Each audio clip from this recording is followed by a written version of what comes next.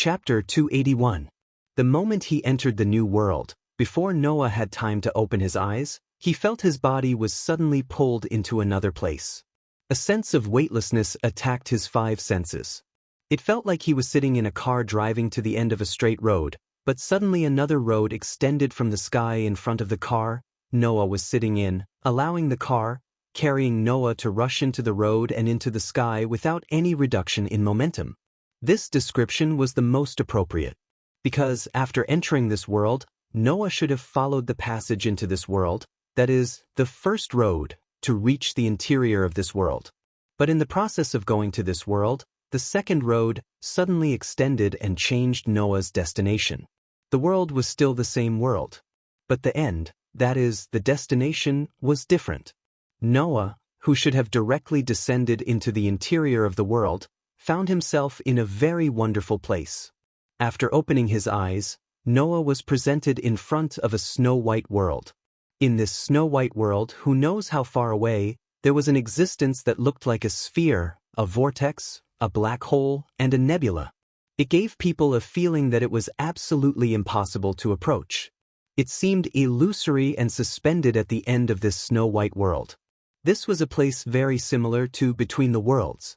The difference was that Between the Worlds gave Noah the feeling of being in a mother's body, but it seemed that it could only contain him, making him completely unable to touch the infinite dreamy feeling. But this snow-white world gave Noah a feeling of vastness and shock. Although there was comfort, there was no infinite dreamy feeling, but more of a strange feeling. Noah didn't have time to observe this world at all, nor did he have time to observe what kind of situation he was in.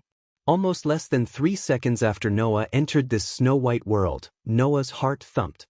He didn't observe this snow-white world, nor did he observe his current situation. Instead, he raised his head and looked above himself. Buzz! A burst of scorching white light rose into the air. Noah was startled, stretched out his hand, and blocked the dazzling white light in front of him. However, an inexplicable impulse controlled Noah's actions, making Noah open his eyes. Even if it was dazzling, he was unwilling to close his eyes. Through his hand, he stared at the center of the white light. Then Noah saw. He saw two people. To be more precise, he saw two girls. They were two young girls who were inconceivable in every way. The two girls looked to be around 12 or 13 years old. The girl on the left had long watercolored hair, releasing an extremely terrifying sense of existence. Facing this girl, Noah felt that he was facing the entire starry sky, unusually small. The young lady on the right had a head of long, silver hair. Although she exuded a strong sense of presence, she exuded a strong sense of coercion. Facing this young lady, Noah felt as though he was standing in the middle of a massive ocean. He could be submerged at any moment and become part of the ocean. These two feelings made Noah extremely shocked. There was no way not to be shocked. In this life, the most powerful people Noah had seen since he was born were Makarov, Kildas, and Laxus. However, Noah's intuition told him that these three people, not to mention standing alone, even if there were 100, 1,000, or 10,000 of them, they wouldn't be qualified to stand in front of these two girls who didn't seem to have reached adulthood. Moreover, they weren't even qualified to carry shoes. This was not because Noah could see how powerful these two girls were. On the contrary, Noah had such a feeling because he couldn't see how powerful these two girls were. These two girls, who were they? Just when Noah was still shocked, in the white light, the girl with long silver hair and the girl with long silver hair cast their eyes on Noah at the same time, and then took a step forward. That it was as if the whole world was making way for these two girls. With just one step, the two girls suddenly disappeared and suddenly appeared in front of Noah. They stared at Noah with a pair of eyes. The girl with long blue hair revealed an extremely obvious joy in her eyes. The girl with long silver hair's eyes only slightly fluctuated a few times, and then returned to a calm and emotionless state. Noah couldn't help but take a step back. He was supposed to be the best at controlling his emotions, but at this moment, he couldn't control the rolling waves in his heart. This was because when the two girls appeared in front of him, Noah actually had a very strong sense of intimacy. No, it should be called intimacy. It should be said that it was like finding a long-lost relative, and there was a feeling of blood connection. Noah was almost speechless, and his eyes were extremely gloomy. Seeing that Noah couldn't calm down, the girl with long silver hair looked at him expressionlessly, while the girl with long blue hair smiled sweetly and said to Noah in an intimate tone, "You can call me Gaia." Gaia? Noah couldn't help but be stunned. As for the girl with long silver hair, she raised her head slightly and nodded gently at Noah, and said very concisely, "Alea. This should be the name of the girl with long silver hair. Gaia. Alea." Two existences that shocked Noah. Although there was no basis, Noah felt that after entering this world, he would come here should be the doings of these two girls. Who? At this moment, Noah took a deep breath, calmed down the various emotions in his heart, and finally restored himself to calmness. Of course, this calmness was also very forced. From Gaia and Alea, he felt a constant sense of closeness and a similar feeling of blood connection, which affected Noah, making him smile bitterly. "You are," I said before, "my name is Gaia." Gaia said with a smile, and she seemed to be in a good mood. "In terms of name, this is it. In terms of identity, I am the will of the earth, and I am the control force. If it is difficult to understand, you can think of me as a part of this world." Alea. As if to create a sharp contrast with Gaia, Alea was expressionless, and it was impossible to tell whether her mood was good or bad. Only a pair of bright eyes were staring at Noah. The collective body of human consciousness, the control force, forms a part of this world. A part of this world. If it was someone else who said this, Noah would be skeptical even if he didn't completely believe it. However, when this sentence came from the mouth of these two girls who were very unbelievable in all aspects, Noah had no choice but to believe it. Because only this explanation could explain why these two girls who seemed to be only 12 or 13 years old gave Noah such a vast and boundless feeling. Without giving Noah much time to react, the seemingly cheerful Gaia excitedly said to Noah, "You are Noah, right? I finally meet you. It was us who brought you here." Alea still used the simplest words to explain to Noah. "Because you have just restored this world, we are able to use this world that has just stabilized to guide you, who is in this space between worlds, to let you follow our guidance and enter this world." Noah finally understood. It seemed that the strange movement of the feather that had just been restored was completely due to the actions of these two girls who claimed to be a part of this world. Noah asked with uncertainty, "Are you really a part of this world?" "We are the will of the planet and humans. Strictly speaking, we only represent the planet and humans. We cannot represent this world. However, we are the control force of this world," Gaia patiently explained. "This world itself does not have a will. Therefore, our control force can be considered as representing this world. You are the chosen savior of the world, the darling of the world." Alea said this sentence without stopping until it shocked Gaia to death. "Therefore, you can also call us Mother." Chapter 282. Mother? Noah, who had finally calmed down and regained his composure, was caught off guard by this term. It was as if his head was hit by a stick and he was stunned. Mother? Two mothers?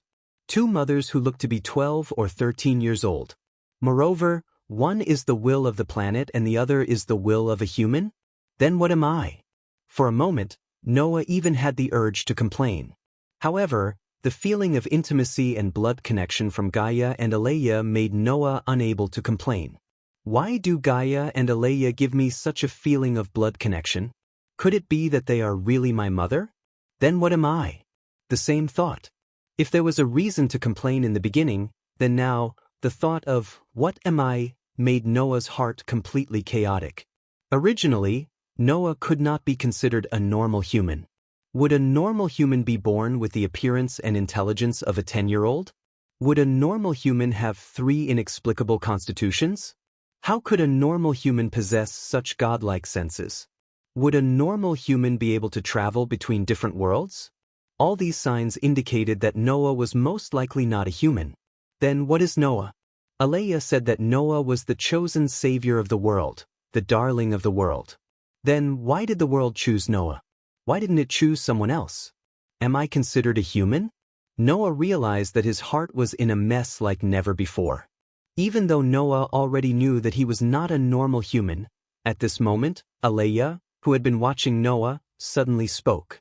"You are a human." Noah was stunned on the spot. "Little Noah, don't doubt yourself." Gaia floated in front of Noah and patted Noah's head like a little adult. Aleya is an amalgamation of the human unconscious. It represents the existence of all humans. Since Aleya said that you are a human, then you are definitely a human. No one can doubt it.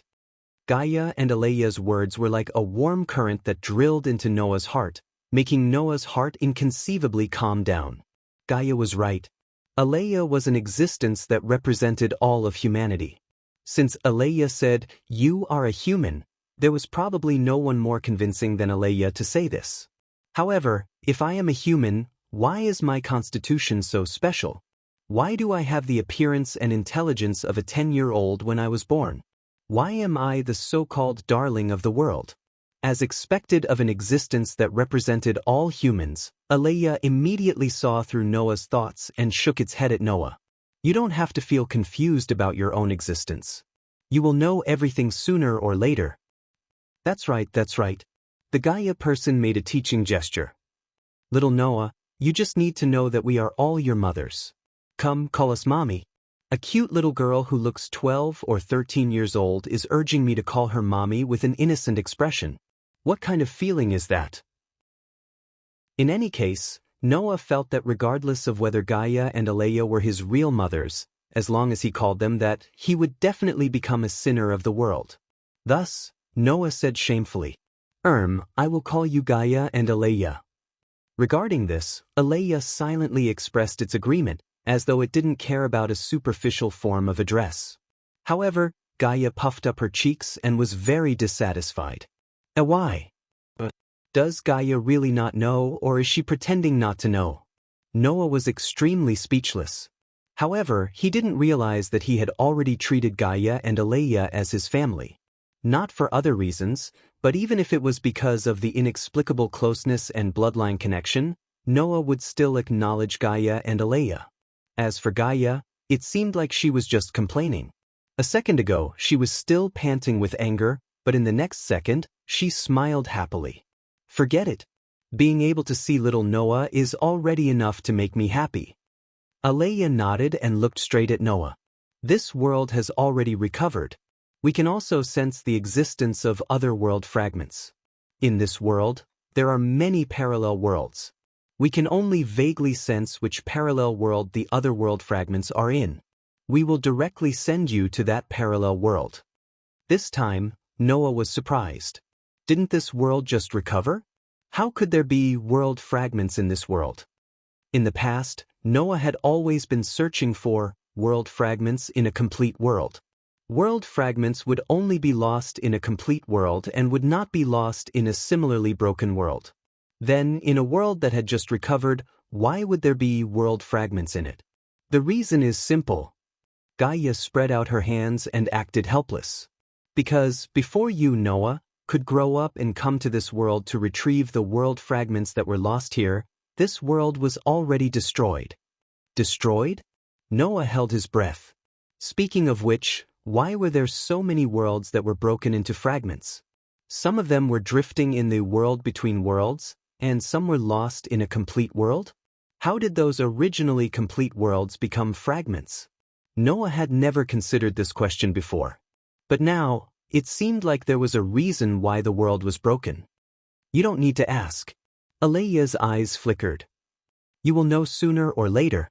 Hearing Aleya's words, Noah could only suppress the doubts in his heart and let out a sigh. In other words, this world was originally complete. There were also fragments of other worlds that were lost here, but before they could be retrieved, this world was destroyed. Now that this world has recovered, the world fragments that were originally here naturally need to be retrieved, right? Yes, that's right.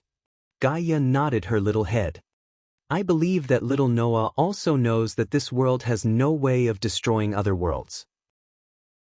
We are God's domain and can be considered as representing this world, so we have no way of destroying other world fragments. You can only find them yourself, and we can only give you some guidance. On the matter of finding world fragments, we can only guide you and give you hints. This world has just recovered, so if we provide you with too much help, it will disrupt the order and balance of this world. Therefore, the help we can provide you is limited. Aleya looked at Noah, and for the first time, her eyes showed true emotions. It was as if she could only look at her child running around for her without being able to help. She was like a real mother with pity, heartache, and gentleness. Unfortunately, this gaze only appeared for a short moment, and after a moment, Aleya's eyes returned to its emotionless state. On the other hand, Gaia showed very obvious emotions. We can only take advantage of this loophole and give you a gift. After saying that, Gaia flipped her hand, and a ball of light appeared in her hand. It slowly elongated and finally had a form. It was a scabbard that shone with golden light. Noah's attention was immediately attracted by the scabbard that was lying quietly in Gaia's hand. This is called a treasure. Gaia raised her hand, and the scabbard in her hand floated up and arrived in front of Noah. Originally, this was something that could not be used by anyone other than its owner, but we have transformed it into yours. From today onwards, you are its owner. We will also pass on some essential knowledge of this world to you. We can only provide you with this much substantial help. Aleya said, "We hope that you can grow faster and grow to the point where you don't need our protection." After saying that, Gaia and Aleya raised their hands at the same time, and as if drawing a circle, they drew a line to the left and right. Suddenly, Noah felt as if he was thrown into a tunnel, and the distance between him and Gaia and Aleya was pulled infinitely apart within 1,000th of a second. In the end, Noah's vision turned black, and he lost all his vision in an instant. The scabbard in Noah's hand suddenly emitted a rich light that enveloped Noah's body. It was like a bubble that enveloped Noah and flew toward the other side of the tunnel. Chapter 283. This was a forest located on the outskirts of a city. At this moment in the winter, the cold wind whistled past, causing the entire forest to be filled with icy cold air. If someone was in this forest, they would definitely be able to vaguely detect some subtle movements. Walala, this was the sound of a river flowing in the forest. This was the subtle sound of the wind. This was the sound of a beast hiding its tracks in the forest. And within these sounds, at a certain moment, a strange vibration sound was mixed in. Above a woodland covered with withered leaves and branches, the space suddenly rotated like a whirlpool, causing the atmosphere to emit a low humming sound. Then, a figure seemed to be spat out by the invisible whirlpool. In the fluctuation of the space, the figure fell out in a slightly embarrassing manner. It was a figure holding a scabbard that was blooming with a bright brilliance, and his entire body was covered by the light released by the scabbard. In the vibration of the space, the golden figure jumped out, but quickly stabilized his body. He turned his body slightly in midair, and finally landed steadily on the ground. Until then, the invisible whirlpool seemed to have completed its task, and slowly dissipated, leaving only the ruthlessly abandoned youth, looking at the sky with a speechless expression. Still calling yourself a mother, is there a mother who would throw her own son away like trash? After leaving this sentence, Noah lifted his head and scanned the surroundings. After confirming his current location, he shifted his gaze to the scabbard in his hand.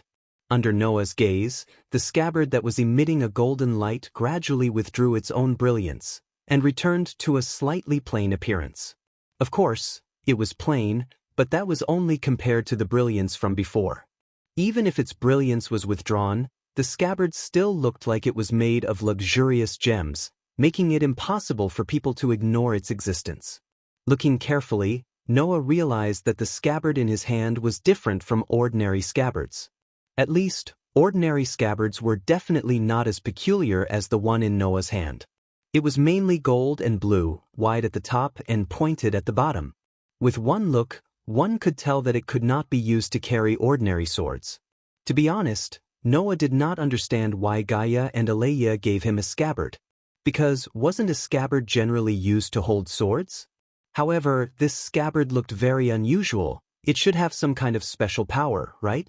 The moment he thought of this, Noah's head buzzed, and a large amount of information began to appear in his mind, becoming Noah's memories. These were the necessary knowledge and information that Gaia and Aleya had instilled into Noah. If Noah had received these memories before going to the world of absolute dual blades, it would have taken a long time even if he could bear it.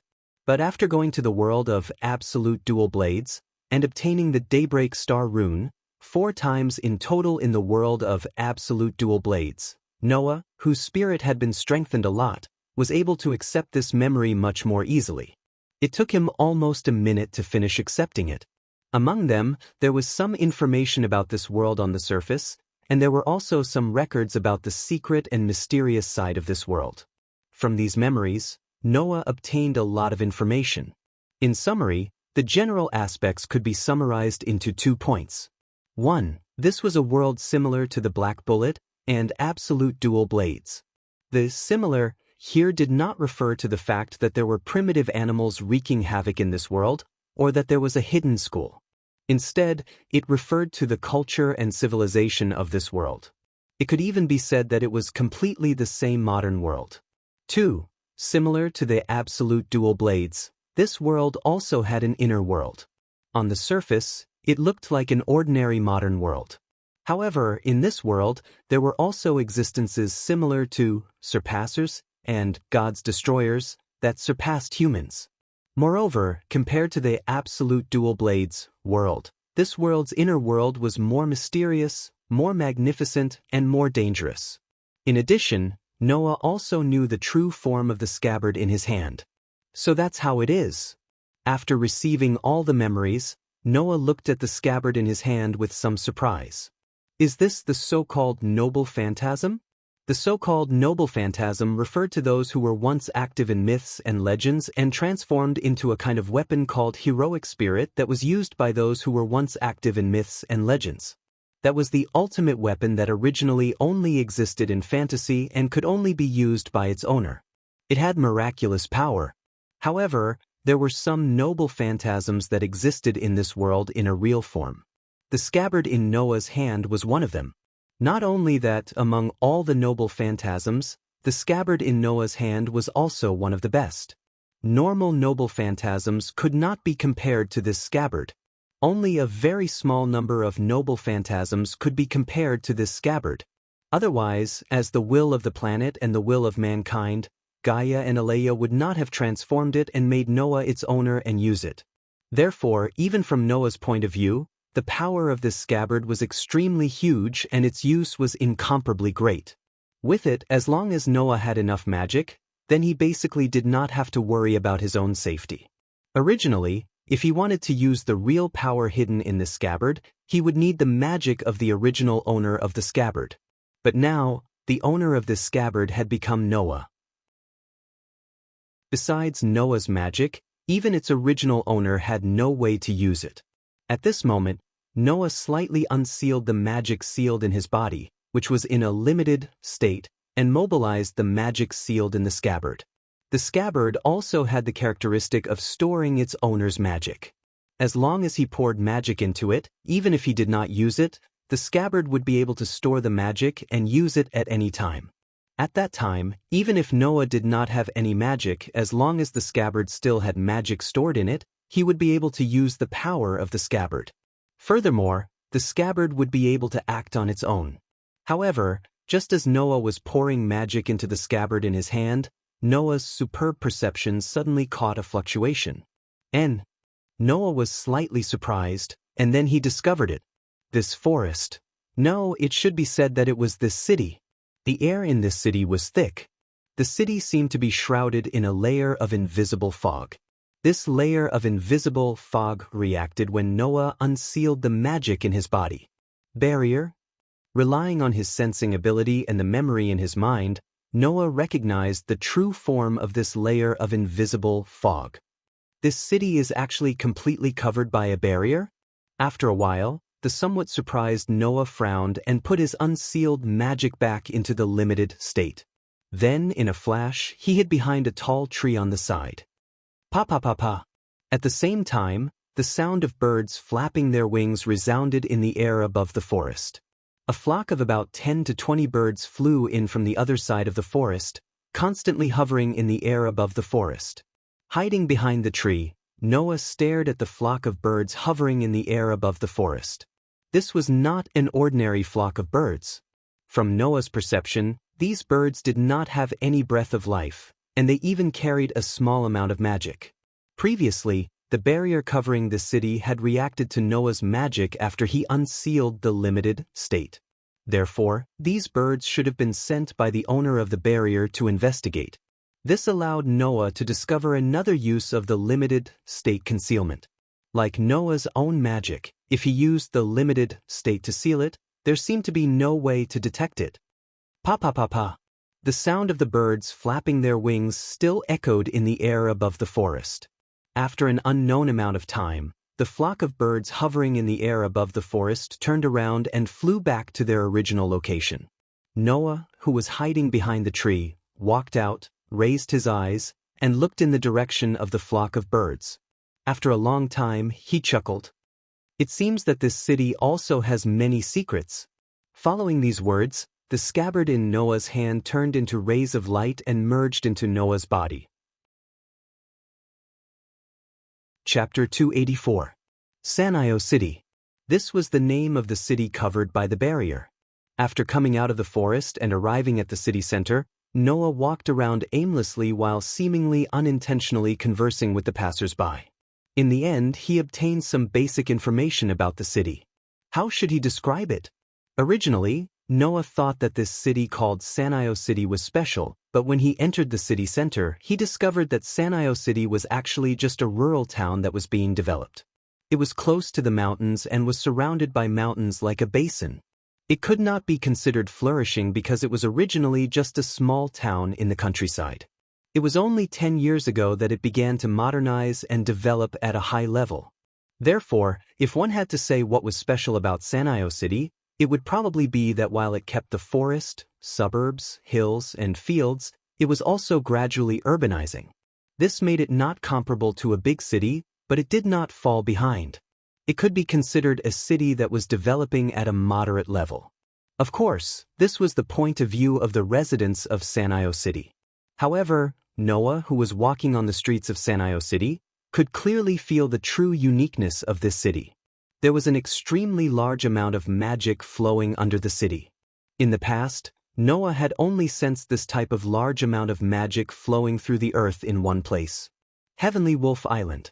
The island where the first president, Mavis Viamilio, had an extremely large amount of magic under the ground, just like Sanio City. It is because of this large amount of magic under the ground that Sanio City is covered by a barrier, right? According to Noah's senses, there were roughly 2 enchantments in Mayo City. One was the barrier that reacted to Noah's magic and seemed to have the ability to detect magic. The other was the barrier that managed the magic in the ground and controlled its flow, making the magic flow in a certain direction. Following his senses, Noah, who was immersed in the sea of people on the streets, raised his head and looked at a mountain in the distance. The magic in Sanio City was flowing there. It seems that this piece of land is the so-called spirit vein. Noah, who was staring at the mountain, sighed after a while. Moreover, it's a spirit vein with a manager. The knowledge he obtained from Gaia and Aleia about this world allowed Noah to know one of the mysteries that existed in this world magic. That is the general term for the artificial reappearance of mystery and miracles. To put it simply, Noah's crushing magic was also considered magic in this world.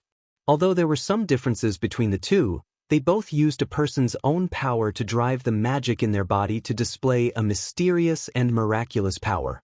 However, in this world, there was a huge difference between magic and magic.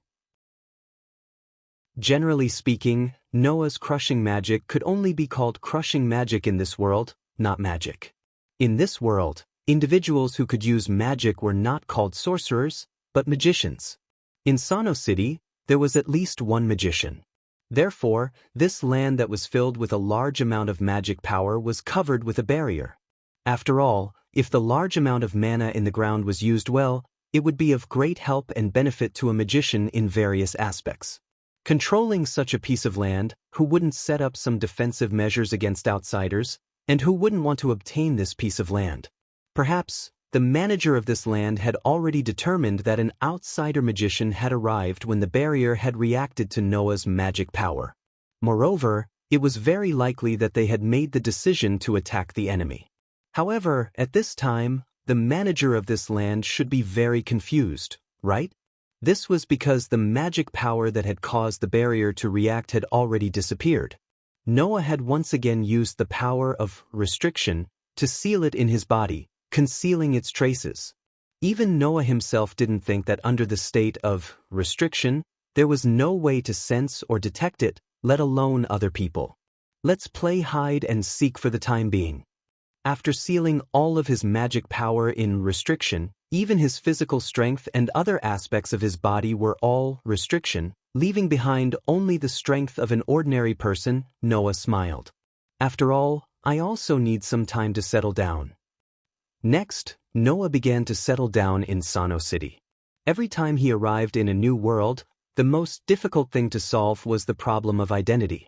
Every time Noah arrived in a new world, he had to solve the problem of his identity first.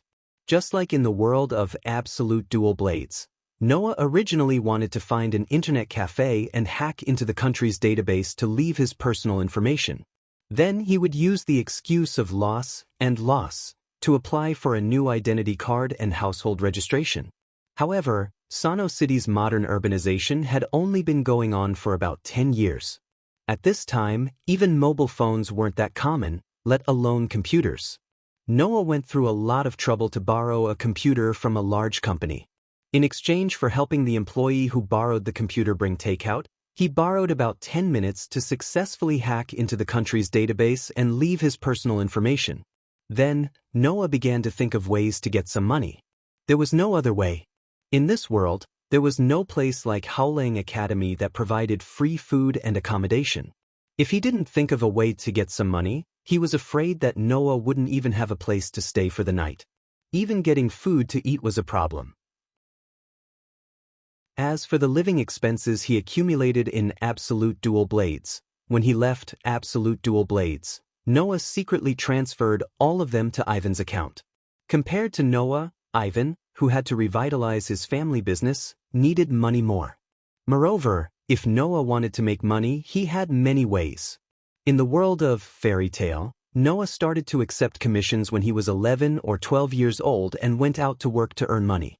In the world of Pitch Black Bullet, in order to create fairy tale, in the first year, Noah also thought of all kinds of ways to make money. For Noah, making money was not a difficult thing. As long as he wanted to, he could find a way to make money in minutes. At the very least, he could go underground and fight. He could even use his sensory ability to gamble a few times. That way, money would not be easy to come by.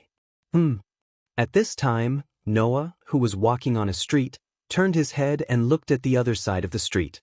On the busy street, a figure gradually passed through the crowd and entered Noah's sight. It was a young girl with waist-length black hair and a pair of pale eyes. She was wearing a student uniform from who knows where. The girl's delicate face was tense, her pale eyes were full of awe. Her walking posture was like a tiger, her every move was clean and neat, without the slightest superfluous movement.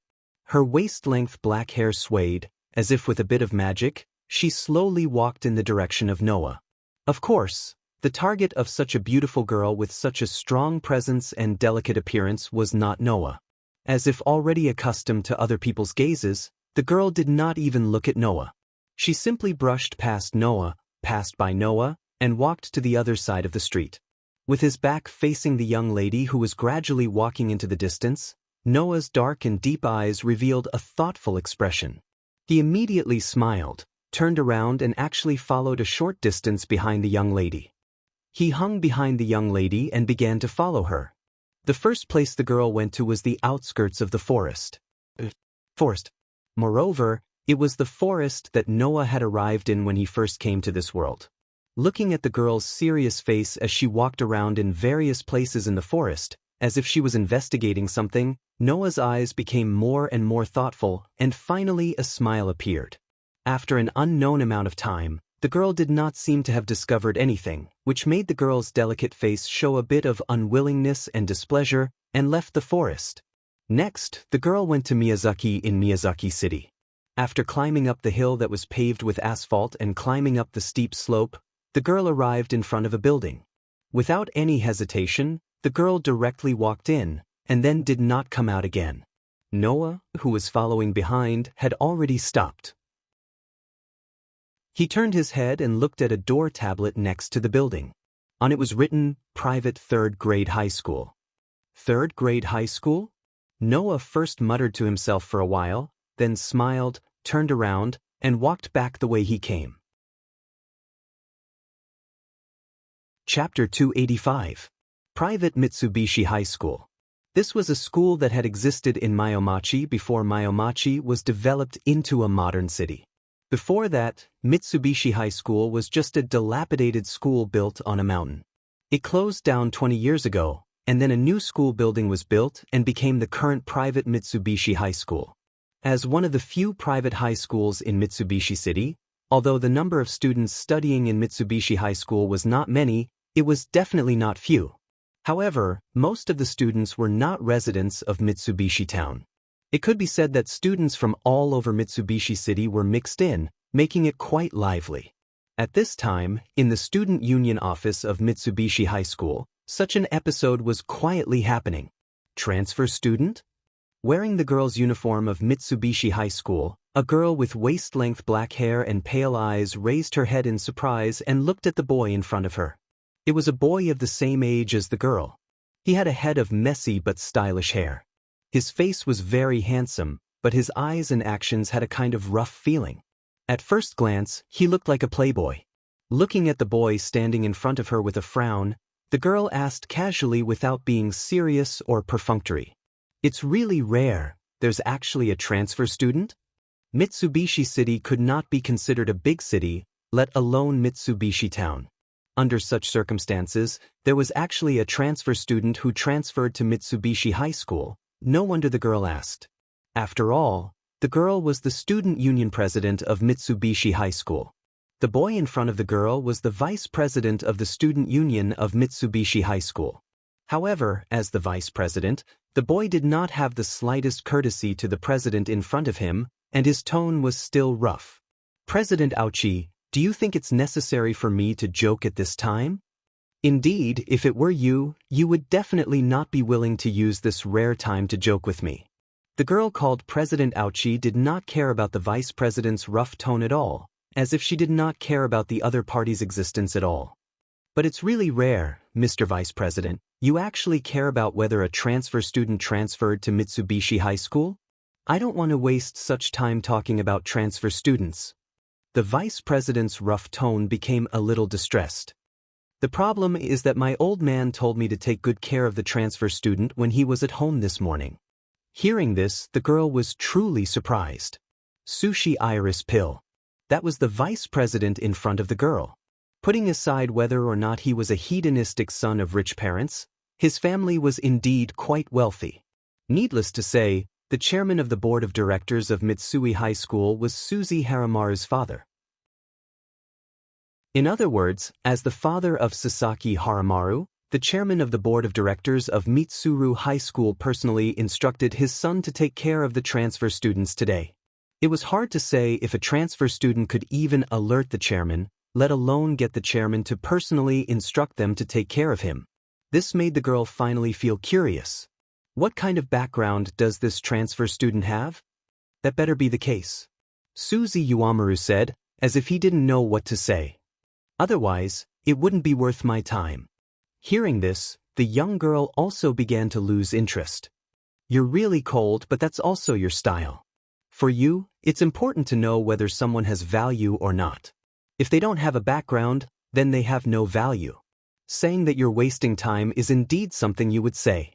"We're the same, President Ouchi," Suzy Haramaru retorted. "I've said everything I need to say. I just want to say that later, after the transfer student completes the admission procedures, he will come to the student union to say hello. Don't treat someone you don't know as someone who's pursuing you like before and give him a kick without hesitation." "There's something wrong with what you just said," the young girl casually replied. I'll only make a move on someone who's clingy. Otherwise, I'm too lazy to waste my energy. That's why we're the same. Suzy Haramaru glanced at the girl without saying anything else. It was almost as if someone had calculated the time, and the sound of knocking on the door began. Only then did the girl raise her head and exchange a glance with Suzy Haramaru. Then, she turned her gaze to the door. Please come in. As soon as the voice fell, the door of the student union office was directly pushed open. The girl and Suzy Haramaru both looked at the person who came in. What entered the eyes of the two was a young man. A young man with short black hair, dark eyes that were as deep as the stars, exuding a strange temperament and a free and easy aura that made people unable to move their eyes away. The person who came in was Noah. Glancing around the entire student union office, Noah's eyes and the girl's eyes met in an instant. At this moment, the corner of Noah's mouth slowly rose. At this moment, the girl's heart seemed to be touched, and she stared at Noah for a while. The touched here was not referring to love at first sight or anything like that. It was all pink and unfolding. The reason why the girl's heart was touched was because the girl inexplicably felt like she was being stared at by something dangerous, and the switch that represented vigilance in her heart was suddenly turned on. When the girl's eyes were also filled with vigilance, Noah looked away and greeted. Hello, I'm today's transfer student. My name is Noah Doria, you can call me Noah. Noah Doria? Suzy Haramaru slightly raised her eyes. This name, don't tell me you're not from this country. Yes, Noah admitted straightforwardly. I'm not from this country. A foreign transfer student? The girl's sharp eyes stared at Noah's body, as if she was staring at a dangerous person, and her words were also merciless. A foreign transfer student will also take a fancy to our rural city's private high school? Sensing that her president's tone was very unfriendly, Suzy Haramaru immediately closed her mouth tightly, and at the same time, a feeling of surprise surged in her heart. As long as one was a student of Mitsuhiko High School, there was no one who did not know how violent this girl was. She was always ruthless to others. Even if it was a teacher, if they made a mistake, she would directly rush up to correct them. Her temper was not bad, but her patience was very limited. In addition, her eyes were always fierce, so Suzy Haramaru was not surprised at all that the girl would be so rude to a person she met for the first time. However, the girl's current behavior had already exceeded the category of rude and began to transition in the direction of finding fault with the innocent. In this regard, Suzy Haramaru did not want to comment on anything, nor did he want to meddle in other people's business. He did not want to become the victim of the president who was inexplicably unhappy and needed to vent her anger. Actually, I just came to Mitsuhiko City by chance.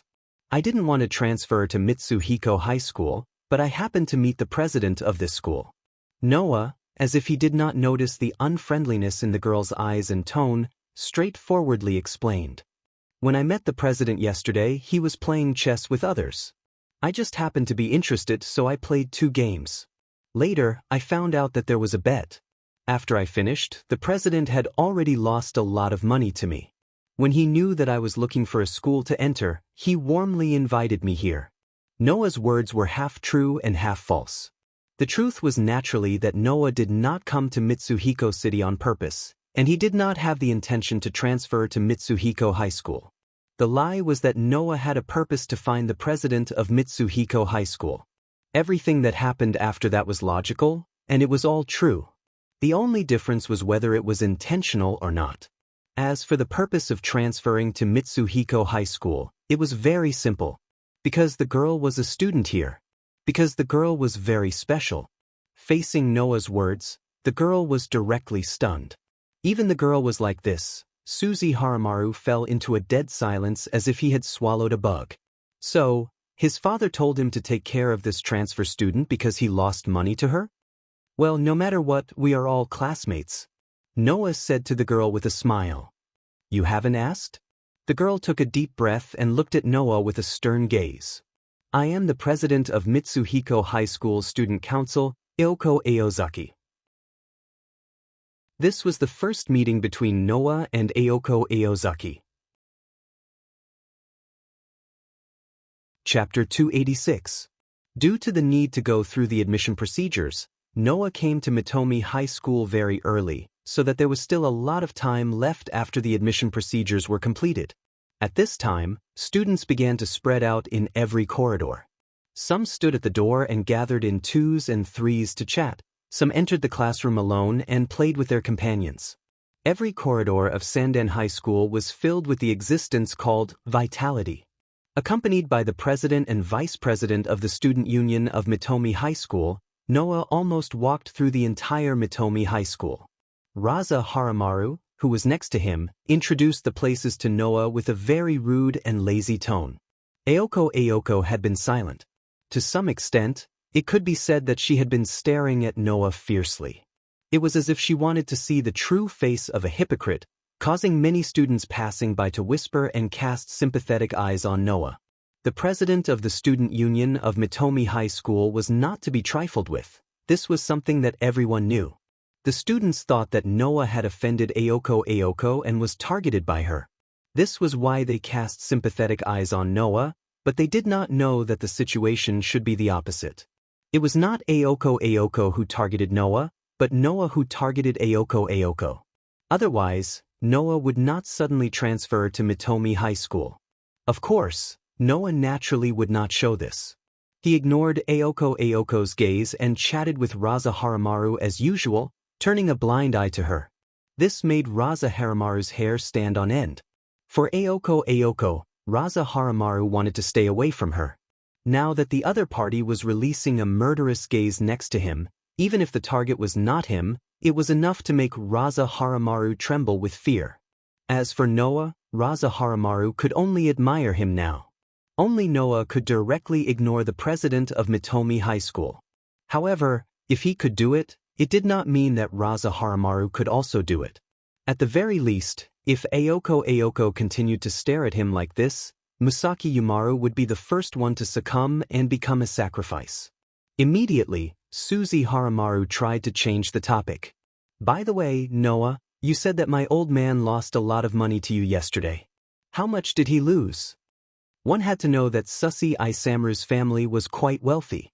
If he had only lost a small amount of money, the chairman wouldn't have been so enthusiastic about Noah. In fact, this was indeed the case. Not a lot, Noah said in an indifferent tone. His words were earth-shattering. If I were to add it up, it should be around 20 million, right?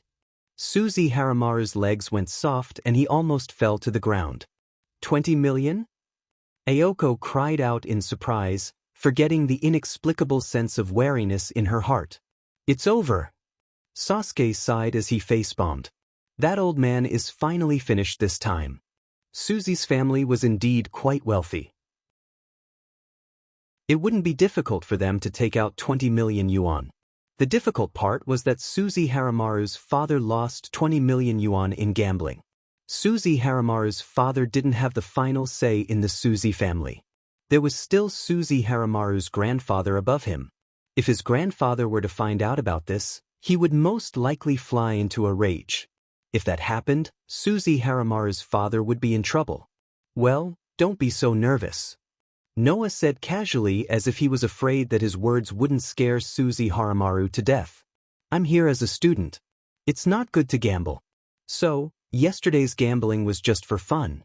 I also told the chairman that I don't have to pay back the money.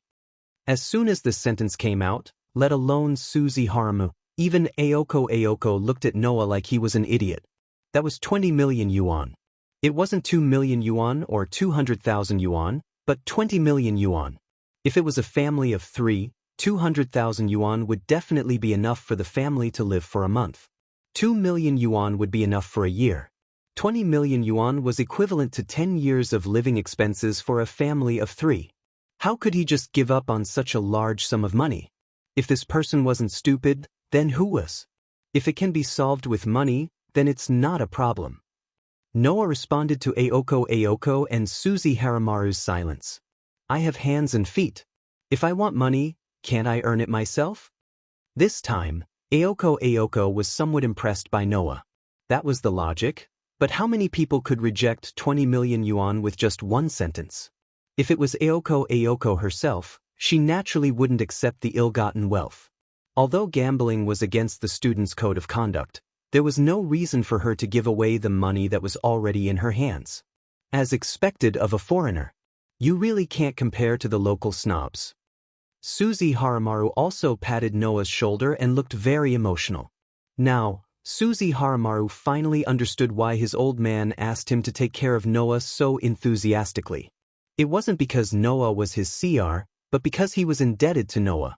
He saved him from being scolded by his grandfather. Okay, it's almost time for class. I should go. Ayoko rolled up her sleeves and looked at the time on her watch. Then she waved her hand at Suzy Haramaru. Vice President, I'll leave the transfer student to you. Deal with him. After leaving behind this sentence, Ayoko glanced at Noah. She didn't say anything to Noah and directly walked away. Her handsome figure attracted the attention of the surrounding students as she disappeared at the end of the corridor. Noah looked at Ayoko's back as she left. He didn't know whether to laugh or cry. This Ayoko is really interesting. She comes and goes as she pleases. She's like the leader of a group of bad people. Who would have thought that such a person would be the president of the student council? Hey, don't tell me you've taken a fancy to the president? Suzy Haramaru raised his voice slightly when he saw Noah staring at the direction where Ayoko disappeared. Although she's a beauty based on her appearance and figure, I advise you to change your target if you want to think about the rest of your life. Noah obviously didn't take a fancy to Ayoko. He came here because Ayoko was in Mitsui High School because Noah didn't have a clear goal and there was something special about Ayoko that caught his attention. That was why he decided to enroll in Mitsui High School. Although this was the case, Suzy Haramaru's words still aroused Noah's interest. Why do you say that? Because Ayoko will never take a fancy to stinky boys like us. Suzy Haramaru said matter-of-factly. For that guy, the people in this world are only divided into people who can get along and people who can't get along. There's never a difference between good relationship and bad relationship. If she thinks you can get along, then she will interact with you. If she doesn't think you can get along, then even if she meets you on the street, she may not call you. That's not the most important thing. Suzy Haramaru's face was filled with pain. The most important thing is that that woman never thinks she needs to fall in love. So, as long as you show the slightest inclination to pursue her, she will sweep you into the category of people who can't get along, whether you like it or not. Hearing this, Noah was stunned, then he couldn't help but laugh. Then isn't the president the kind of old woman who is destined to be alone for the rest of her life? No, it should be said that she will position herself as an old woman who will be alone for the rest of her life. Suzy Haramaru was speechless. Undoubtedly, he was quite handsome, but the look in his eyes and the rough tone in his voice made him look like he was spitting saliva, making people not dare to compliment him. So, I advise you not to take a fancy to Ayoko, otherwise no one will be able to save you, no matter what. Okay, don't worry. Noah couldn't help but laugh. I don't like that president, I just think she's a bit special, a bit eye-catching, no other meaning. I can still be saved, right? At least there's no possibility of being sentenced to death. With this sentence as the end of the topic, Suzy Haramaru walked forward. Let's go, you're in the same class as me, we're both 2A, I'll take you there. By the way, after school, I'll treat you to a meal as a thank you for forgiving my old man. Noah couldn't help but smile and nodded. Under the gaze of many students, he followed Suzy Haramaru to the classroom. Chapter 287. Next, in just one day, the owner of the name, Noah Dole, became a celebrity in the entire Mitsubishi High School. High school students were the age when they liked gossip and rumors the most. Therefore, regarding the transfer student who came to Mitsubishi High School today, in just one day, all the men and women in Mitsubishi High School, including the teachers, knew his name. There was no other way. Noah made a lot of legends that people talked about enthusiastically during the day at Mitsubishi High School. In the first class, the classroom teacher seemed to be deliberately making things difficult for Noah by repeatedly testing him. As a result, Not only did Noah answer all the questions correctly, he even asked several wrong questions in the class as revenge, making the teacher who was deliberately making things difficult for him flee as soon as the class was over, as if he had been granted amnesty. After that, people found out that the teacher had just been scolded by the chairman in the morning. Knowing that the chairman seemed to have some preference for the new transfer student, he vented his anger on Noah and deliberately made things difficult for Noah. During the lunch break, when his classmates surrounded Noah and asked him all kinds of things curiously, the chairman personally came to the classroom. Not only did he ask about Noah's well-being and care, but he also seemed to know that Noah did not bring a lunchbox today. He specially brought a lunchbox for Noah so that he could enjoy a rather luxurious lunch. These two things alone were enough for Noah to make a name for himself. Who would have thought that there would be another incident that was quite big for the students after school? That was, some seniors thought that Noah was in the limelight too much. After school, they blocked Noah, who was going home, and took him to the back of the sports warehouse. They probably wanted to teach Noah a lesson. However, after a heart-wrenching scream, when some of the students who had witnessed Noah being called away were preparing to carry him to the infirmary, they discovered that the people lying on the ground were not the transfer students who had just arrived today. Instead, they were the upperclassmen who had planned to cause trouble for Noah.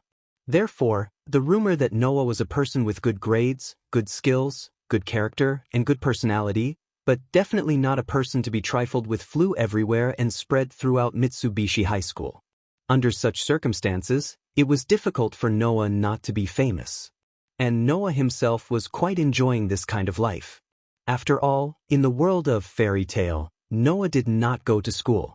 In the world of Black Bullet, in order to teach the children, Noah picked up a pointer and became a teacher himself. In the world of Absolute Dual Blades, although he was considered to have gone to school, more than 70% of the lessons were combat skills training. Who could say that it was an ordinary school life? Therefore, for this really ordinary school life, even if it was impossible to maintain it, Noah still had the idea of enjoying it day by day, even if he had finished the university courses. However, thanks to this, Noah easily found a job as a tutor. With a salary of 30,000 yen per hour, he taught the children homework and also taught the children how to play the piano. When it was dark, Noah had already earned nearly 100,000 yen. Many of Noah's classmates were also working. Among them, the highest salary was 5,000 yen per day. If the people in the class knew that Noah spent 3 hours to earn nearly 100,000 yen, they would probably cry. Therefore, Noah also said that with his ability, earning money was not too easy. With this money, Noah could finally find a decent place to live. By the way, last night, the place where Noah stayed was a hotel room that the chairman, who was almost moved to tears, patted his chest and found for him. Mayo City, Mayo Town, an apartment. Phew! After a busy day, Noah laid on the bed and let his body sink deep into the quilt. His mind was immersed in his own body. At this time, the scabbard, which was blooming with golden brilliance, was quietly suspended in Noah's body. The scabbard was filled with Noah's magic, so the power inside the scabbard was ready to be squandered and used on its master's body. This was the state of the scabbard when it existed in the form of concept. In this state, the scabbard could be buried in anyone's body at will. Originally, Noah had thought that the magical power he had poured into the scabbard would also trigger a reaction from the barrier within Sanyo City. However, what surprised Noah was that the magical power stored in the scabbard was actually the same as the power that had been restricted. There was no way for it to be detected or sensed. Noah, who knew what kind of power the scabbard had, was relieved to store a large amount of magic in the scabbard. His own power was all sealed with the ability to limit, so he only had the level of an ordinary person. Touching his chest, Noah stared at the ceiling, and the appearance of the Mayo High School's student council president with a unique personality appeared in his mind. Ayoko Aozaki? There was indeed something special about that girl who acted alone. Because in Ayoko Aozaki's body, Noah could clearly sense the existence of magic. Magic? In other words, Ayoko Aozaki was a magician. Moreover, it was very likely that she was the manager of Mayo City's spirit vein. Of course, although this was barely enough to attract Noah's attention, It was not to the point that Noah needed to go to Mayo High School. What really interested Noah was that he felt a trace of familiarity from Aoko Aozaki's body. It was the same feeling he had when he entered this world, when he was pulled over by Gaia and Aleya. It was the same feeling he had when he met Gaia and Aleya in that snowy white world. This made Noah curious. Even if Noah had not seen other magicians, Noah knew that this was not a characteristic that all magicians had. How could an ordinary magician have the feeling of being directly related to the place where Gaia and Aleya were located? Therefore, Noah entered Mayo High School in order to find out more about Aoko Aozaki's background. Maybe I can get something from Aoko Aozaki's body. Thinking this, Noah directly got up. Why don't I go test it out? After making this decision, Noah got up and walked out of the room. In the forest on the outskirts of Mayo City. This was the forest at the junction of Mayo Maki and Mayo Mound. It was also the first place Noah had arrived in this world when he arrived yesterday. Returning to this forest, the cold air of the night was enough to cause frostbite on a person's skin. The low panting of wild beasts still faintly reverberated.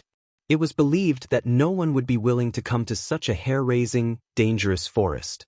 However, no one came also meant that the concealment was strong. If one wanted to do something that could not be exposed, such a place was the real treasure. Noah, who was wrapped in a thick black coat and buried his face in the hat of the black coat, slowly walked into the forest and arrived at the place where he had arrived yesterday. Then, Noah began to release the dormant mana in his body bit by bit. After releasing about 1/10 of it, he stopped. Wang! The surrounding air immediately trembled, reacting to Noah's mana. However, what reacted to Noah's mana was not the air, but something in the air. A barrier. A barrier that covered the entire Mayo City.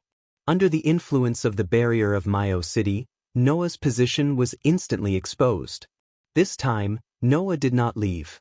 He quietly stayed in place, a bright light flashing through his eyes. Let me see the difference between a magician and a high mage in this world, Aoko Aozaki.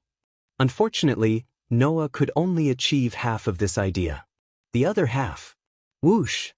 A gust of wind mixed with cold air blew through the forest. Rustle! The sound of leaves swaying echoed. After waiting for an unknown amount of time in the cold wind, Noah slowly raised his face that was buried in the hat of the black coat and looked forward. Rustle, rustle! This time, it was not the sound of leaves swaying. It was the sound of footsteps. In the dusky forest, a figure was slowly walking towards them. At the same time, in the air of the forest, a melodious song gradually appeared, like an echo that constantly lingered. It was the figure singing a song that could summon death. Then, under Noah's gaze, the owner of the figure gradually approached. Chapter 288. In the air, a melodious song was lingering. From the song that lingered in the air, Noah sensed a magic that could not be ignored. It made him straighten his body that was still in a relaxed state. His eyes that were hidden under the hat of his black coat also became sharp. However, when Noah saw the full appearance of the person who came, his sharp eyes immediately froze and were filled with surprise. Sha-sha! Amidst the clear sound of footsteps, the one who walked out from the shadows of the trees and into the bright moonlight was a petite and delicate girl. Looking at the girl who was slowly revealing her appearance under the moonlight, even Noah could not help but hold his breath. Because the girl under the moonlight was too beautiful. It was an existence that could make people think of a doll. Her slender limbs were so weak that it seemed like they could be broken with a little force. Her skin that was exposed under the moonlight was pale and lifeless. The girl had shoulder-length black hair that was darker than the night. She was wearing the same black fur coat. She was wearing a black snow hat on her head. She was wearing snow boots. Even her hands were wearing pitch-black gloves. She was like a witch that was born from the night. Her entire body was filled with a magical charm. What left the deepest impression was not only the girl's delicate doll-like face and figure, but also those eyes that seemed to have shed all emotions, shielding herself from the world, as if she had completely transcended the mortal world. That pair of eyes were equally dark and deep, without any emotion in them. However, under the moonlight, the girl who was like a doll and a witch was still so beautiful that it was suffocating. If it was someone else, even if they were a woman like the girl, they would definitely be stunned. Unfortunately, Noah had seen Lysana's playfulness and cuteness, Myra's rude and unreasonable personality, the son of heaven's dignity and holiness, Lilith's arrogance and confidence, and Julie's slender beauty that was like a doll in front of him. This allowed Noah to successfully break free from the suffocating beauty. However, Noah was still surprised. The person who came was not Aoko Aozaki? Could it be that Aoko Aozaki was not the manager of Sanyo City's spirit vein? At this moment, the young lady came to a halt and stared at Noah with emotionless eyes. His gaze was as if he was looking at a large moving object. In the next second, a clear voice that was almost the same as the voice that was fluctuating in the air sounded from the girl's mouth. "We don't accept uninvited guests." The voice was 1,000 miles away. It should not only be because the girl saw Noah as an intruder, but also because the girl herself was synonymous with indifference. Noah glanced vaguely at the dark-skinned, delicate girl. He purposely spoke in a hoarse voice, pretending to be a middle-aged man. "So, little girl, you want to use your rights as the master to drive me away?" The dark-skinned girl raised her eyes slightly. After staring at Noah for a while, she spoke in a voice that was so calm that it was strange. "If you want to stay and play." As the words fell, the black clothes on the girl's body moved as if there was no wind, slowly swaying up and down.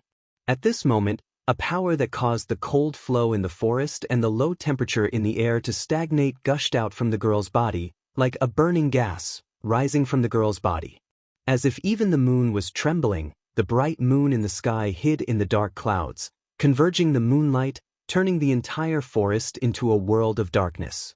Even so, the girl's dark eyes still flashed in the night, and her slender body rolled with a power that could make gorillas and black bears, who were many times bigger than the girl, flee in panic. That was the magic that belonged to the girl. It was also the girl's warning. "I want to drink a cup of warm black tea before going to sleep." The dark girl closed her eyes and made a final declaration. "In order to have that kind of time, I don't want to play the game for too long. Can you leave by yourself?" Noah narrowed his eyes as he sensed the magic and hostility rising from the pitch-black young lady. In the end, he uttered those words. "I also don't want to play games with a little girl." The dark girl was silent for a moment, and when her voice sounded again, it contained a coldness that could freeze one's heart. "Is that so?" The air suddenly froze. The girl suddenly opened her eyes as if countless invisible chains suddenly shot out from the space around Noah, firmly binding Noah's body. Noah only felt his body suddenly tighten, and an indescribable restraint came without any warning, nailing Noah on an invisible cross, depriving him of the control of his body. Noah's eyes focused, and he felt that his body didn't belong to him at this moment, and he couldn't move at all. Looking up, Noah could clearly see the changes in the dark girl's expression. In the dark night, one of the pair of dark eyes that was darker than the darkness completely turned into an ominous bright red. That color was more intense than the eyes of the cursed child when he released his power, and it was the color of blood. That is... Noah looked straight at the bright red eye. Magic eye? Magic eye! The ability to change the passive function of the eyes to actively affect the outside world, and to project magic through the line of sight, was called the magic eye. In other words, it was the ability to directly turn the eyes into bullets, and bullets. Bullets were magic. A magician who could use the magic eye could rely on the magic eye to affect all targets within their line of sight. As long as the target was caught by the magic eye, they would be trapped in the opponent's magic. It was a magic that was completely impossible to guard against. Therefore, having the magic eye was the proof of being a first-class magician. The girl in front of him, who looked younger than Noah, was already top-notch in terms of her ability as a magician. It's really surprising. The dark-skinned young lady with one black and one red eyes said these words with an expressionless face. Undoubtedly, even a third-rate magician would not do such a thing to look directly at my eyes after knowing that it was the magic eye. That the magic eye was the ability to cast magic on the opponent through the line of sight. Of course, looking directly at the eyes of a magician with the magic eye would not only increase the risk of being caught by the magic eye at any time, but it would also make the power of the magic eye more unrestrained on the opponent, making the power of the magic eye even stronger. Clearly knowing the power of the magic eye, an excellent magician would not directly look at the opponent. However, Noah did so. Therefore, the dark girl should be really surprised. But whether she was surprised by Noah's audacity or surprised by Noah's behavior that was worse than a third-rate magician's, she did not know. So this is the magic eye. Noah used all his strength but was unable to move even a little bit. His entire body, except for his blood and organs, should not be able to move anywhere else. It seems that the dark girl's magic eye was to ensure that the opponent's life was at a minimum and at the same time to restrain the opponent, making it impossible for the opponent to escape. To deal with the magic eye, the simplest method was to escape the opponent's line of sight. And to break free from the magic eye, there was also the simplest and most violent method. Instantly squander a large amount of magic power that was more powerful than the opponent's magic eye. Noah had nothing. The most magic power. Pang! In an instant, a violent storm of magic power erupted from Noah's body, like a storm spreading out. The dark girl's pupils shrank, and she immediately retreated. Dong! The magic power turned into a shockwave, blowing away all the leaves and branches around Noah. Pang! As if something had broken, Noah's body emitted a clear cracking sound, and immediately, Noah's body regained its freedom. What a fierce little girl! Noah deliberately said in a hoarse voice, laughing out loud. It is impolite not to reciprocate. After saying this, Noah raised his hand, and the torrential magic power immediately retracted back into Noah's body. Seeing this, the dark girl's expressionless face finally showed a trace of seriousness. Chapter 289. A second ago, the forest was still raging with wind, but now it suddenly became calm. However, in the air, an extremely oppressive feeling spread out like a sticky swamp, firmly pressing down on the entire forest. Her sharp battle instincts made the pitch-black girl realize the true terror of her opponent. Therefore, the pitch-black girl had reason to believe. In the next second, it would be her time of death. Looking at the black-clothed person who raised his hand high above his head, emitting a dangerous aura, the pitch-black girl took a light breath, and the hand hidden under the pitch-black shawl moved. Ding-ling! In the midst of a bell-like sound, the pitch-black girl took out a dangling, cat-shaped bell that seemed to be made of glass or gemstones. Ding-ling! Releasing the slender fingers that were holding the cat bell, the pitch-black girl let the glass-like cat bell in her hand fall to the ground. Immediately, the cat bell that fell to the ground seemed to sink into the water. The ground was like a splash of water, and in a series of ripples, it seemed to have fallen into the water and disappeared there. Looking at this scene with his own eyes, Noah frowned in confusion. His superb sensing ability told Noah that the cat bell that seemed to have sunk into water and disappeared on the ground seemed to have some kind of function that couldn't be seen on the surface. Build it up with wood and clay, wood and clay, wood and clay, build it up with wood and clay, my fair lady. At this moment, a light, bell-like song came from the ground, and in a flash, it spread over the entire forest. That song was completely different from the one that accompanied the girl's appearance at the beginning. At the very least, Noah had a creepy feeling as though he was being stared at by an invisible eye at the moment the ballad was played. Without the slightest hesitation, Noah gave up the idea of condensing magic, intending to launch a large-scale crush, and directly raze this place to the ground. He jumped back, and retreated explosively. Rumble! In the same second, the ground where Noah was just standing suddenly shook as if it had exploded. Not only did it crack, but it also directly protruded like a volcanic eruption. Wood and clay will wash away, falling down, build it up with bricks and mortar, my fair lady. As the melodious song reverberated in the air, the earth began to tremble. The pitch-black girl expressionlessly closed her eyes, and as if she was whispering before sleep, she softly called out, Come, it's your turn, Bridge. Her voice, as soon as she finished speaking. Woo! As if it directly sounded from the distant ancient times, a long sound that represented a long history came from the ground, and the sound shook the air. Kacha kacha. The trees behind the pitch-black girl's back, and the ground also accelerated and constantly collapsed and destroyed. After a long roar, a true monster appeared behind the pitch-black girl, pushing the earth and squeezing the ground. It was a monster that seemed to be unable to take shape, and just its upper body alone was more than 8 meters tall. Tree roots like blood vessels covered its whole body, and it was filled with the traces of time. Stones became its muscles. Trees formed its body. Countless branches spread out on its surface, and a huge bridge-like arm was raised high, covering the sky. His vision was completely filled by the giant that covered the sky. Noah looked at the giant that let out a long roar with a dumbfounded expression and was extremely stunned. Noah had seen existences that were more exaggerated than the giant in front of him. Not to mention others, if Makarov used gigantification to the limit, then in a flash, he could transform into a giant that was bigger than an island. In the world of Black Bullet, Scorpio, in Stage V, Zodiac, was hundreds of thousands of meters tall. Compared to those two, the giant in front of him was like a child. However, from the memories obtained from Gaia and Aleya, Noah did not find any information about a magician being able to control such a giant. Could that be a familiar? The so-called demonic servants referred to those who were created by magicians. They were similar to robots, and they existed specifically to help their masters. They were like summoned beasts that could be ordered by their magician masters.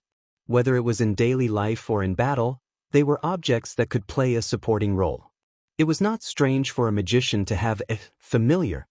However, when a familiar was created by a magician, although it would be given a part of its master's abilities, it would not have power that was above its master's. Therefore, demonic servants were often used by magicians to solve their daily difficulties. In terms of battle, demonic servants would at most play a supporting role. The giant in front of him could only play a supporting role in battle? Even an idiot would not think so. That was definitely not an ordinary familiar. Bridge. The pitch-black girl's voice was extremely appropriate. Deal with him. The voice was as cold as before, but it could definitely chill anyone's heart. Wood. The giant that covered the sky let out a long roar that shook the sky. It raised its bridge-like arm, and like a mountain falling from the sky, it rubbed against the chaotic atmosphere and brought a sharp explosion sound as it fiercely fell in Noah's direction. In an instant, the light from the sky was completely blocked by the fist that fell like a mountain. The shadow of death descending from above made Noah subconsciously tense his body. He raised his head and stared at the giant fist that fell like a meteor, and his heart suddenly moved. A burst of dazzling light rose from Noah's body. In the dazzling light, a golden scabbard appeared in a flash, and then suddenly disintegrated. Wung wung! The fragments of the scabbard were still shining with a golden light, and turned into a crystal-like barrier. When combined together, it was like a protective cover that directly covered Noah's body. Against the extremely dense wind pressure, the giant's fist fell heavily on the barrier as if it was the end of the world.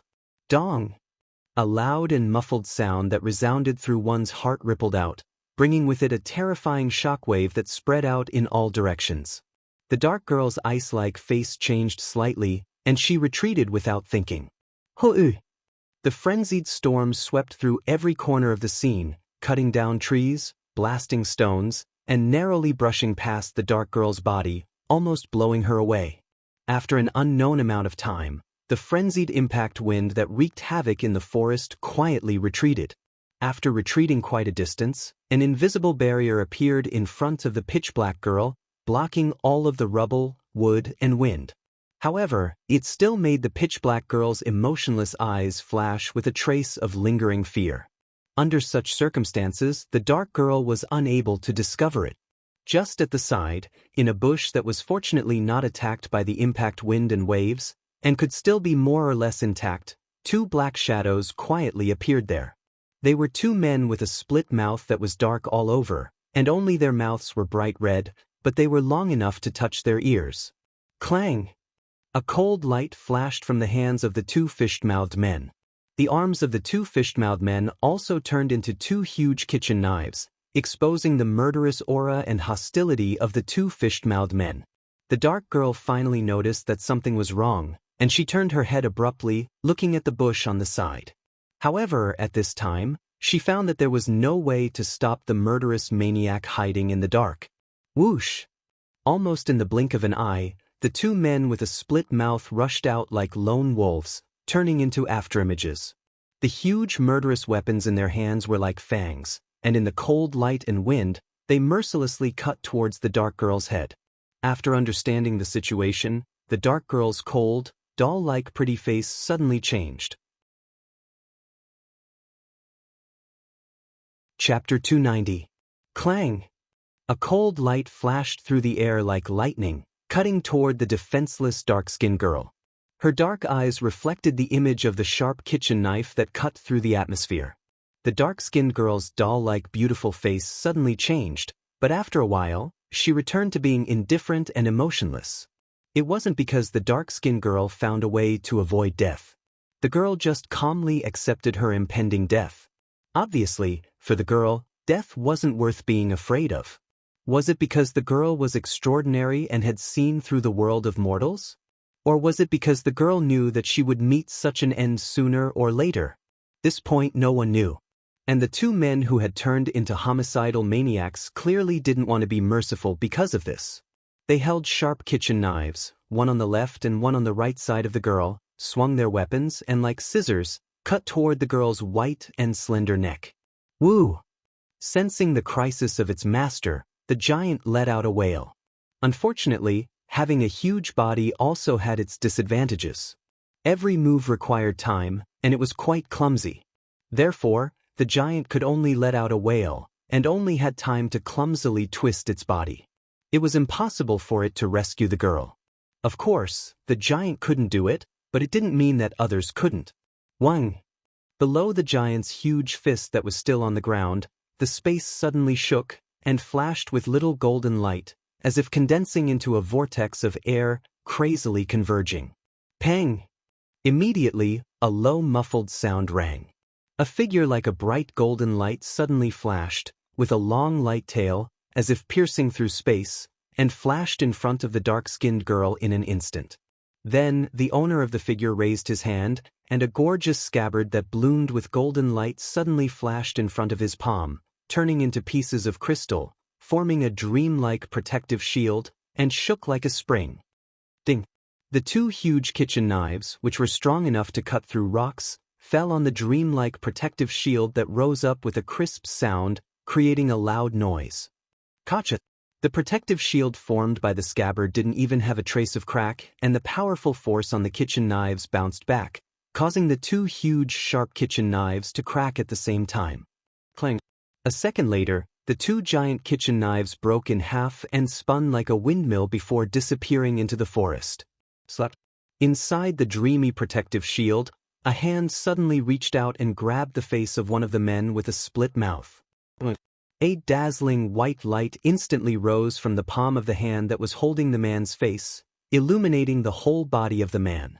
In the white light, the man's body seemed to have been completely cut into cubes, and white marks appeared on his body. Then, such a voice lightly reverberated. Shatter! The dazzling white light surged. Bang! The man with the fissure didn't even have a chance to react. In the loud explosion, his body exploded, turning into fragments that sputtered in all directions. The remaining man with the fissure was trembling all over. Without any hesitation, he turned around and frantically fled to the other side of the forest. However, that would require the consent of the person who controlled his life and death. Over the entire forest, a long roar that represented anger exploded like thunder. A huge fist, like a falling meteor, rubbed against the atmosphere and fell, heavily smashing into the body of the man with the fisheye who was trying to escape. Bang! The strike that caused the earth to tremble directly buried his opponent. The whole process didn't even take 10 seconds. The The two assassins hiding in the dark were killed by Noah and the giant. They didn't feel any pain and didn't realize their situation before they died. They didn't even have a complete body. Both of them died. The forest returned to peace once again. The dreamy protective shield turned back into a scabbard shining with golden light, then turned into a little starlight and returned to Noah's body. Noah, who was standing in front of the dark girl, took a deep breath and a painful expression flashed across his face. One of his feet was still twitching, as if it was extremely painful. It was indeed extremely painful. From the beginning to the end, Noah had only released a tenth of his magic power. The strength of his body was still under the seal of the limit ability, so he was only at the level of an ordinary person. The leap forward was the same as the annihilation strike. It would cause a certain burden to the user's body. Using the leap forward, which would cause a burden to the body, was a normal thing to feel pain. At this time, behind Noah, a cold voice with a trace of anger entered Noah's ears. Noah was stunned, then he turned around and looked behind him.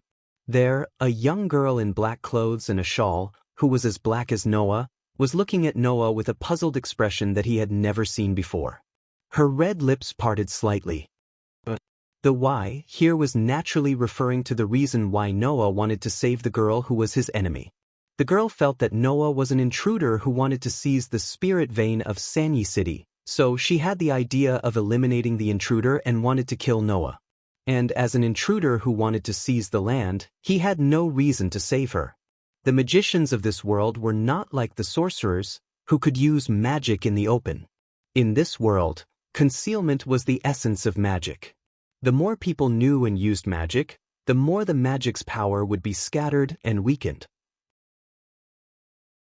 Because magic was a power that had already been determined in the origin, the more people knew about it, the weaker its power would be. This was easy to understand. Originally, if the power of 10 was used by one person, the power would be 100% of 10. If two people used it, then one person would only be able to use 5, which was only half of the power. The 10 here was the magic's power in the origin. Therefore, in this kind of situation, the more people who used magic, the less power the magicians could get. Therefore, most magicians would do their best to maintain the mystery of their magic. Even if their magic was discovered by ordinary people, magicians would have to eliminate them to maintain the mystery of their magic. Simply put, it was to kill the witnesses. For magicians, killing was definitely not something that they needed to feel guilty about. It was also because of this that most of the battles between magicians were decided by the death of the magician. As long as there was enough reason, even if it was family or friends, magicians would kill each other. As a pure magician, the girl did not understand. Undoubtedly, Noah, who wanted to seize the land of Sanyi City, had enough reason to kill her and obtain the ownership of the spirit vein of this land. Why would he save her now? Perhaps this also hurt the girl's self-esteem as a magician, so the girl's tone, other than the usual indifference, had a rare emotion. Noah of course knew why the girl had such a question. It was because he knew that Noah snorted. Because I wanted to save you, so I saved you. What is the reason? The eyes hidden under the hat glanced at the girl. Noah did not give the girl a chance to speak and directly said, "Don't use your magician's tricks on me." This sentence made the girl's eyes move slightly. You're not a magician? At least, I don't admit that I'm the ideal magician in your heart. Noah did not realize that his voice had returned to normal. After throwing out this sentence, he faced the girl. Today's game will end here. Say hello to Ayoko Aozaki for me. The girl's dark eyes suddenly focused. This performance naturally fell into Noah's eyes, causing a look of, as expected, to appear in Noah's eyes. His figure moved, flashed into the bushes at the side, and disappeared into the shadows of the forest. The girl instinctively wanted to stop Noah, but after realizing that it was meaningless, she closed her mouth and looked at the direction Noah disappeared without saying anything for a long time. Woo! Behind the girl, the giant that covered the sky let out a long roar. Like the fog in winter, it slowly disappeared as if it had never appeared. Chapter 291. The next morning, after dealing with a group of classmates who were gossiping about Noah defeating a group of seniors yesterday, Noah sat in his seat and yawned. What's wrong? Sitting behind Noah, although he didn't put his feet on the table, Yuan Wan, who was leaning on the back of the chair, removed the book that covered his face and asked in confusion. Didn't sleep well last night? It's okay. Noah yawned and responded casually. I just slept a little late. Noah's spiritual power had become quite strong after many enhancements. Naturally, he wouldn't feel tired just because he slept a little late. However, Noah didn't just sleep late last night, he also went through a battle in the forest. And after a battle last night, he woke up so leisurely and lazy this morning, it was inevitable that people would want to yawn. Slept late? Yuan Wan raised his eyebrows. You can't be. Looking at Yuan Wan's slightly rough eyes with a trace of filth, Noah didn't even need to think with his knees to know what this young master was thinking. He immediately rolled his eyes. Do you think I'm as playful as you? I just wasted a lot of time because I went out to work. What do you mean by a playboy? I've never tried that kind of thing before, okay? Itamaru yelled at Noah like he was cursing him. Also, you actually have a job? Of course I have to work. I can't compare to the young master of the chairman's family. Someone sent money into my pocket for me to spend. Noah waved his hand. If you think I'm pitiful, why don't you just throw some money to me? Don't forget, not long ago, you threw away 20 million that could have been in your hands at any time. I can't learn this kind of heroic spirit. Yuan Wan said somewhat lazily. By the way, what kind of job did you find? Tutoring. Noah didn't hide it. Teaching the children in the family and playing the piano. You can play the piano? Itamaru looked at Noah in a daze. You're a top student, you can beat my old man in chess, and now you can play the piano. Just tell me what else you know. What else can you do?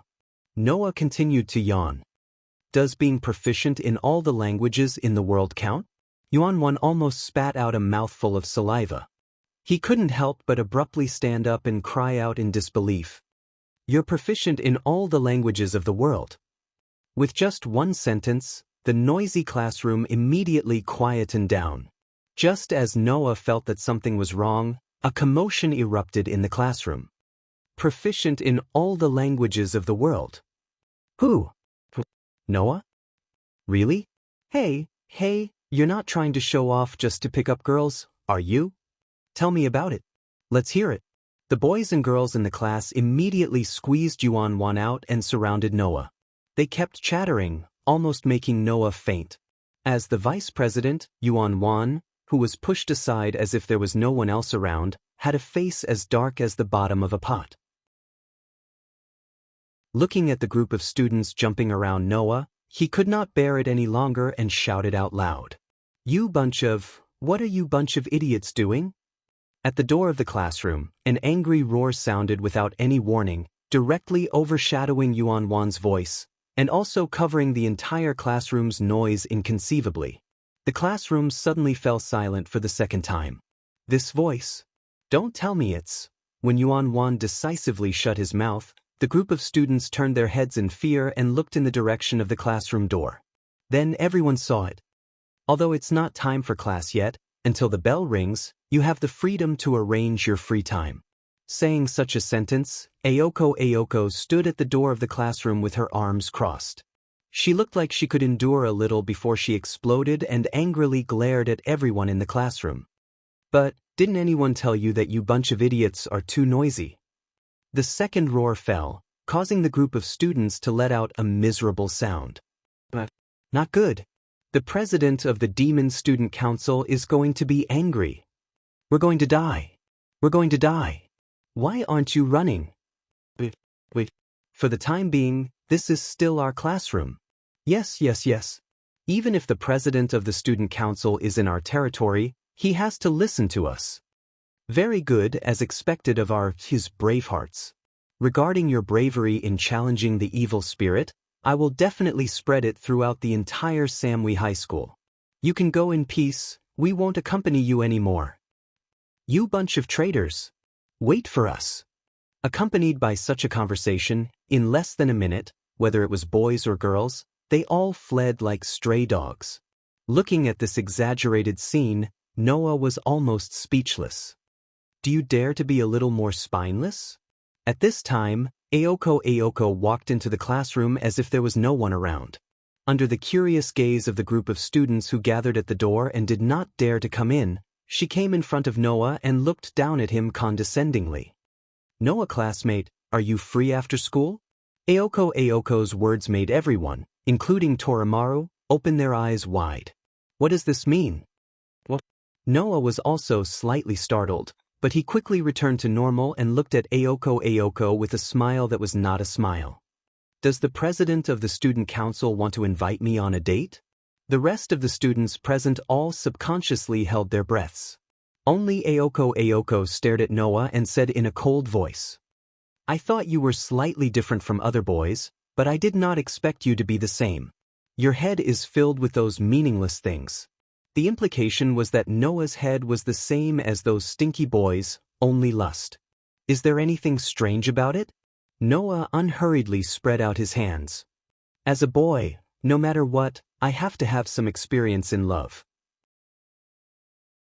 In the future, I still want to be healthy and have children with the person I love, so I don't have that kind of great idea of, I can survive even if I'm alone.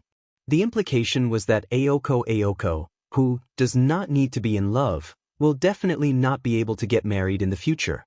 After all, Aoko did equate love with wasting time. This unexpected attack caused unimaginable damage, and it made Aoko's eyes twitch. And the group of students who witnessed the dangerous confrontation between the legendary transfer student and the president of the student council were boiling. Could it be that our school finally has a person who can suppress the president of the student council? Amazing! Too amazing! I'm so touched. No, I have to take out the special feature I have been hiding for a long time and share it with Noah.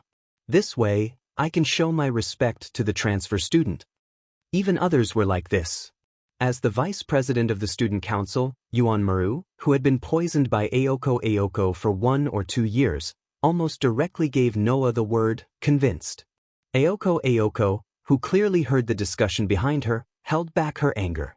She looked at Noah with a fake smile, and her eyes were fierce. Are you free after school? The same sentence.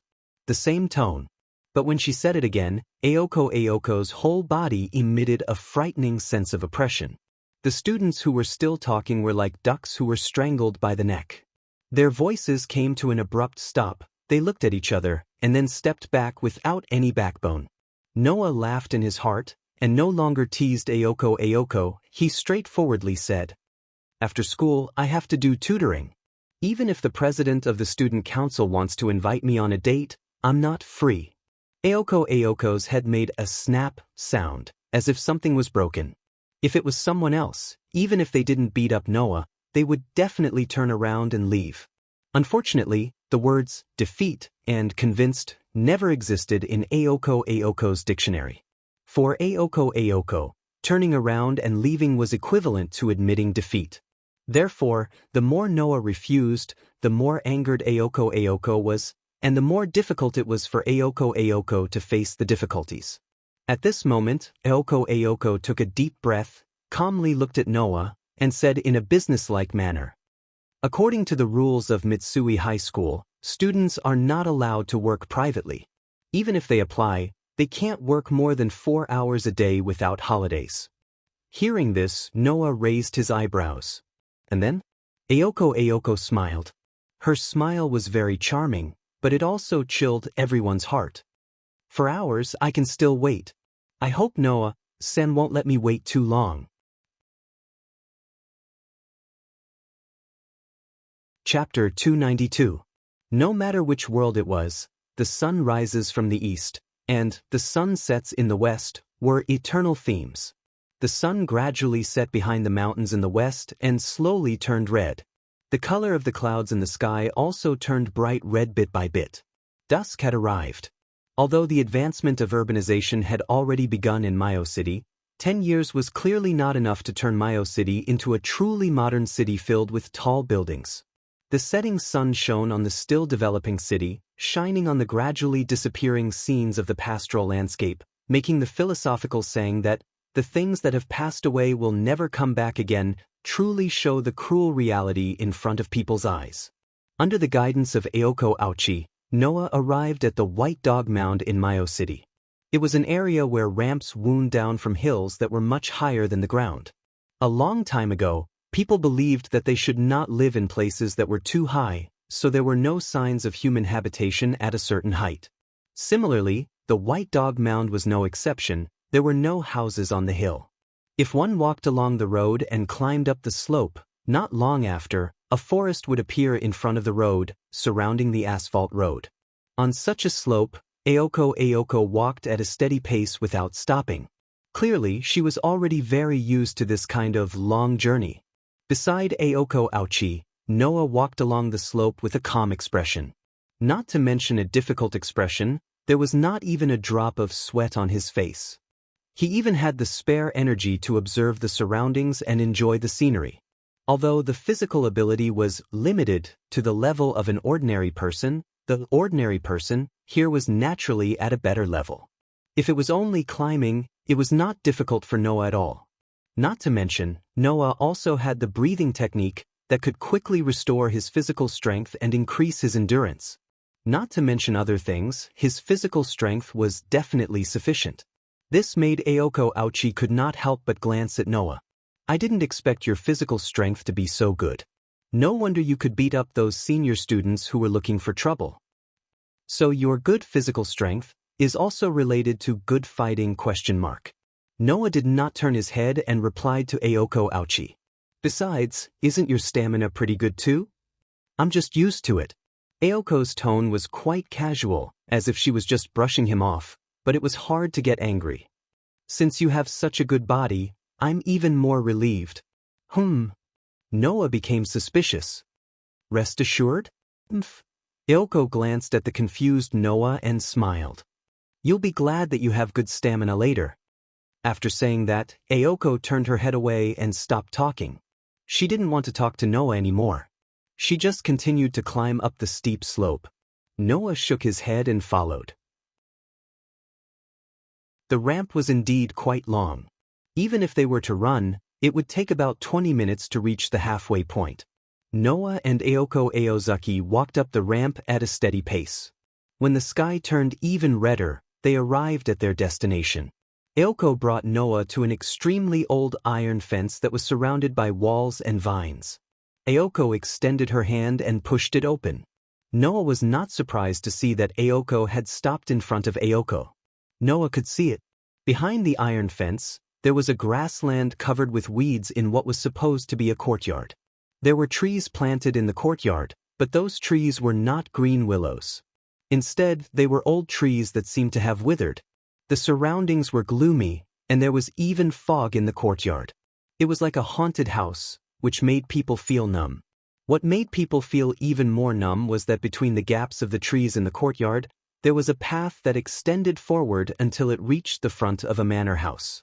It was a manor house that looked quite luxurious but exuded an ancient aura. Its scale was comparable to an average villa. There was a manor house in such a creepy place. It was believed that if people who did not know about it came here, they would definitely think it was a haunted house and leave screaming. Although Noah would not scream and leave, he still felt very strange that Aoko had brought him here. Where is this? Originally, Noah did not expect Aoko to give a reliable answer. However, when Aoko answered, Noah realized that the answer was surprisingly reliable, and it could make everyone speechless. Aoko Aozaki only said 2 words. My home. Your home? Noah looked at Aoko with a different expression. It was as if he was looking at a mentally ill person. Although I know that you are used to acting alone, I didn't expect you to have such a unique taste. I won't comment. Although he said that, Noah's eyes were fixed on the manor house. As mentioned before, there were 2 large barriers in Sanyo City. One of them was used to survey and detect the movement of magic, and the other was used to gather the magic underground of Sanyo City in one place. At this time, Noah sensed that the magic underground of Sanyo City was gathered in the manor house in front of him. In other words, the person who lived in the manor house in front of him was the manager of Sanyo City's spiritual vein. Aoko said that this was her home. In other words, Aoko was indeed the manager of Sanyo City's spiritual vein. It should be said that she was one of the managers. The dark girl last night was obviously also the manager of Sanyo City's spiritual vein. It was very likely that she shared the spiritual vein of Sanyo City with Aoko and lived here together. Noah could not help but mutter to himself. The girl who controlled the overly powerful tamed demon couldn't be here, right? Why did Aoko bring him here? Did she discover his identity and want to bring him in to encircle him? As these thoughts flashed through his mind, Noah was extremely stunned when Aoko revealed her real purpose. Okay. Standing in front of the manor house's main entrance, Aoko pointed at the weeds in the courtyard and gave an order as if it was a matter of course. Pull out all the weeds here. What did you just say? Even Noah could not help but ask again. I didn't hear it very clearly. Say it again. I said pull out all the weeds here. Aoko brushed her long hair. Her words and actions were very natural, as if she was saying, it's time to eat. She did not realize how difficult her words were. Noah fixed his gaze on Aoko. When he realized that Aoko's expression did not seem to be joking at all, but was very serious, he turned his head without hesitation and walked in the direction of the iron fence. However, after walking for a short while, Noah's body suddenly paused. Immediately, he took a small step to the left. At the same time, a slender leg, like a thick and heavy whip, hit the spot where Noah had been standing. Aoko, who had thrown her leg without hesitation, was surprised, as if she did not expect Noah to be able to dodge her attack. While Aoko was still in a daze, Noah suddenly extended his hand and grabbed Aoko's ankle. Then, with a forceful pull, Noah pulled Aoko's ankle in his direction. Aoko suddenly lost her balance and fell forward. Just as she was about to stabilize herself, she found that there was a leg in front of her only leg that was standing on the ground, tripping her slightly. Aoko, whose legs were suspended in the air, could not stabilize herself this time. She cried out in alarm and fell to the ground with a bang. She was in so much pain that she gritted her teeth. Alas! Noah, who was standing still, looked down at Aoko, who had fallen to the ground, and sighed heavily. Although I have long known that the student union president of Mitama High School is a very domineering person, I didn't expect him to be even more domineering than I imagined. Not only did he inexplicably ask people to pull out weeds, but he also kicked people casually.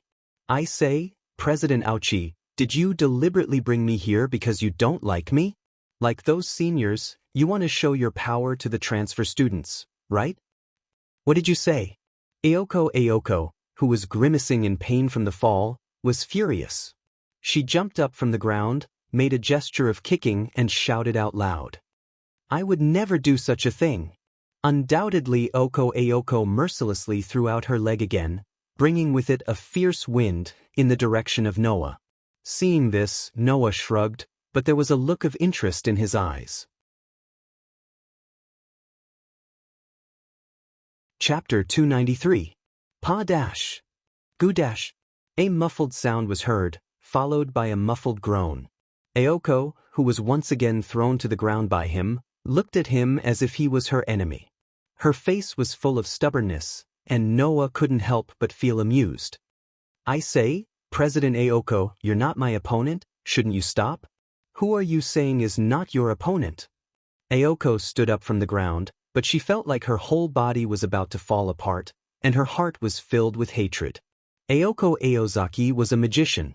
Aoko thought that she hid this matter well, but she didn't know that this matter was already known by the boy in front of her who she hated to the core. If it was magic, Aoko certainly wouldn't lose to Noah, who was an ordinary person. However, the essence of magic was to hide. If an ordinary person witnessed the existence of magic, the magician who exposed the existence of magic must eliminate the witnesses. Aoko hated Noah to the core, but that was only anger, and not to the point where she wanted to kill Noah.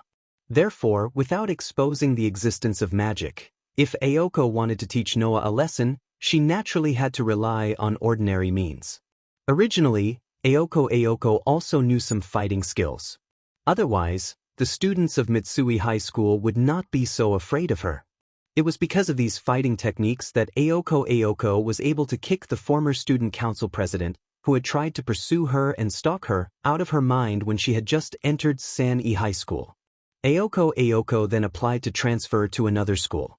With this great deed, Ayoko's pursuers in Muron High School finally didn't dare to bother her anymore, and they were afraid of her like a tiger. I'm afraid that this was the reason why Oromaru gave such exaggerated advice to Noah, who was planning to pursue Ayoko Aozaki, because he thought that it was him. Unfortunately, this fighting technique was no different from a child playing with mud in the eyes of Noah, whose fighting skills and fighting experience had long surpassed God. If it weren't for Noah deliberately controlling his strength and deliberately changing her landing posture when she fell, so that Ayoko would only feel a little pain and not be injured, she would have more or less suffered some superficial wounds. You still want to fight? Seeing that Ayoko was about to rush up again, the smile on Noah's face disappeared little by little, and he finally had a headache. President Ayoko, I heard that you hate people who pester you. What you're doing now is no different from pestering someone. Ayoko was furious. But Ayoko had to admit that she knew that she was no match for him, but she still rushed up to him like a pester. Ayoko, who had nothing to say, could only glare at Noah. Her eyes were on the verge of spitting fire. In Ayoko's heart, Noah must have become a hateful and loathsome person, just like the person who killed her father. Not fighting anymore? Noah shrugged. Then I'm leaving. Wait. Ayoko Aozaki shouted. Pull out all the weeds before you leave. As soon as these words came out, Noah looked at Ayoko as if he was looking at a crazy person. Are you sure you're serious? Ayoko's expression changed. After a while, she finally put away her posture and looked straight at Noah with a sullen face. I understand. I didn't make it clear. I apologize. Ayoko's tone returned to her usual indifferent and businesslike manner. Noah knew that Ayoko had calmed down, so he didn't rush to leave. He stood there and looked at Ayoko, indicating that she should explain. As you can see, there are indeed a lot of weeds here. My roommate and I want to tidy up this place. Ayoko seemed to have regained her composure. She also seemed to have forgotten that Noah had thrown her to the ground many times. She said this. Originally, I wanted to pay someone to help me clean up, but my roommate doesn't like humans, so I wanted to find someone to help. In the end, I'm the sacrifice. Noah sighed. Also, the reason for hating humans is really new. Also, does President Ayoko think that I'm not human? Compared to someone who I don't know where they found you, you're still a student of my school. My roommate shouldn't be hostile to you for no reason. Ayoko glanced at Noah. It's my fault for not making it clear in advance. We won't let you work for free. We'll pay you well. You don't have any objections, right? Noah wanted to say yes, but after thinking about it carefully, he dismissed the idea. This was Ayoko's residence. The magical power of the spiritual vein in Sanyo City was also gathered here. Since Ayoko was likely to be the manager of the spiritual vein in Sanyo City, and the girl who controlled the giant last night was also the manager of Sanyo City, then could there be a third manager? Since he had nothing to do, he might as well stay and observe the situation. Maybe he could find something new. As for pulling weeds, it was not a problem at all. In the world of fairy tale, Noah had trained in the deep mountains for 4 years. At that time, in order to train his physical strength, what kind of hard training did Noah not do? Pulling weeds? That was not hard at all. With this thought, Noah nodded and agreed. Since President has asked me for help, I'm just a transfer student. If I don't help, I might be bullied. It's better to be sensible. Ayoko's mouth twitched. She kept telling herself not to be angry. If she was angry, she would fall into the enemy's trap and be led by the nose. Oh, right. Noah, who was squatting down and preparing to pull weeds, turned around and smiled at Ayoko. Remember the pay you mentioned? Ayoko's temples were bulging with veins. She clenched her fists tightly and her delicate body trembled. In the end, she realized that she could not control her anger at all, so she decided to just ignore it. I hope you can finish before the sky turns dark. Just as Aoko was about to enter the manor house, she seemed to have thought of something. She turned around and said to Noah in annoyance, "Don't worry. Also, no matter what, don't come into the mansion. Not even one step if you still care about your life." Aoko left behind these words that were either a threat or a threat. She angrily entered the mansion and slammed the door. Noah, who had been watching Aoko enter the mansion, couldn't help but laugh. Noah's personality had always been to be in control. If others wanted to be domineering, Noah would be even more domineering. Therefore, when facing Aoko, who was also domineering, Noah couldn't help but want to tease her and suppress her. This naturally made Aoko, who was also domineering, hate Noah to the core. However, Noah didn't hate Aoko. After all, no matter how angry or domineering she was, Aoko had a good heart. Otherwise, after being bullied by Noah, Aoko wouldn't have remembered to warn Noah not to enter the mansion. The people living in the mansion were magicians. It wouldn't be strange to be killed if one broke into a magician's territory. Aoko still remembered to warn Noah. Wasn't this enough to prove that Aoko had a good heart? "Seeing that you're thinking about me, I'll go easy on you next time." Noah laughed and shook his head. He rolled up the sleeves of his uniform. Before he started to pull out the weeds in the courtyard, he raised his eyes and looked at the sky. The corner of his mouth curved into a mischievous smile. Clap, clap, clap, clap. In the sky above the mansion, a flock of gray starlings flapped their wings and hovered above the mansion. They stayed on the roof for a while, then flew up again. They hovered above the mansion and didn't leave the range of the mansion. This flock of gray starlings was the flock of magical birds that came to the forest when Noah first came to this world and touched the barrier of Sanio City. They weren't ordinary birds, but familiars. This flock of gray starlings was probably the manager of Sanio City's spirit vein, Aoko, or perhaps the girl who controlled the giant used to investigate. That meant that even if it seemed like Noah was the only one left, one of the magicians in the mansion was also monitoring Noah. Things are getting more and more interesting. Chapter 294. The night came quietly. At that moment, the haunted house-like mansion was lit up with some lights. The lights shone on the courtyard that was surrounded by dead trees, bringing some light to it. In the courtyard, there were many black garbage bags filled with weeds piled up. At first glance, there were at least 10 or 20 of them. These black garbage bags were all filled with weeds. One could imagine how many weeds there were here. Noah, who had put on a pair of rough white gloves at some point in time, pulled out the last handful of weeds and stuffed them all into the garbage bag in his hand. Without panting or blushing, he patted the gloves that stirred up waves of dust. Not long after Noah began to pull out the weeds, Aoko came out of the mansion and threw a pair of gloves to Noah. Even though Aoko was very cold at that time, there was still no way to hide the fact that she was kind enough to give gloves to her enemy. This made Noah feel that Aoko was the kind of girl who had a sharp tongue but a soft heart. But it seems like there are a lot of weeds here. Noah looked at the pile of garbage bags in front of him, which was taller than him, and was a little speechless.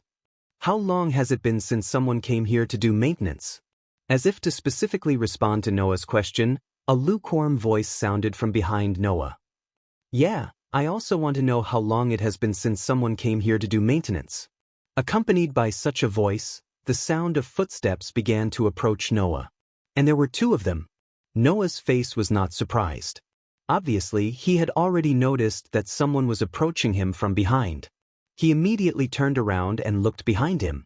What appeared in front of Noah were 2 equally breathtakingly beautiful girls. The one walking in front was naturally Aoko. Aoko's unique posture was unique. Aoko changed out of her uniform into casual clothes, and her full appearance was exposed to Noah. She was wearing a white cashmere sweater and a black pleated skirt. Her high socks and snow boots were the first to enter Noah's field of vision, as if she was deliberately showing off her presence. In addition, Aoko Aozuki was holding a down jacket in her hand, which was also white. Aoko did have the capital to attract a large group of suitors.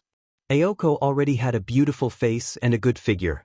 Coupled with her straightforward personality, if she wasn't so violent, her suitors would have filled up the entire slope of the White Dog Catacombs. However, Noah turned his attention to the other young lady behind Aozaki Aoko and stared at her gentle footsteps as she approached slowly. Compared with Aoko, who exuded vitality, the girl behind her seemed to be in sharp contrast with Aoko. She was surrounded by a tranquil atmosphere. Delicate like a doll's appearance. White pearl-like skin. Slender like an animal's limbs, she was as petite as a doll. Her shoulder-length black hair swayed in the wind. His eyes were dark and deep. It was a girl darker than the night, but clearer than a lake. The person who came was the dark girl who controlled the giant last night. As Noah expected, the dark girl and Aoko lived together, and they were both managers of the Spirit Vein in Sanyo City. Accompanied by quiet footsteps, the dark girl once again appeared in front of Noah. Her pair of impressionable eyes without any emotion were staring at Noah. She was not afraid of Noah's gaze.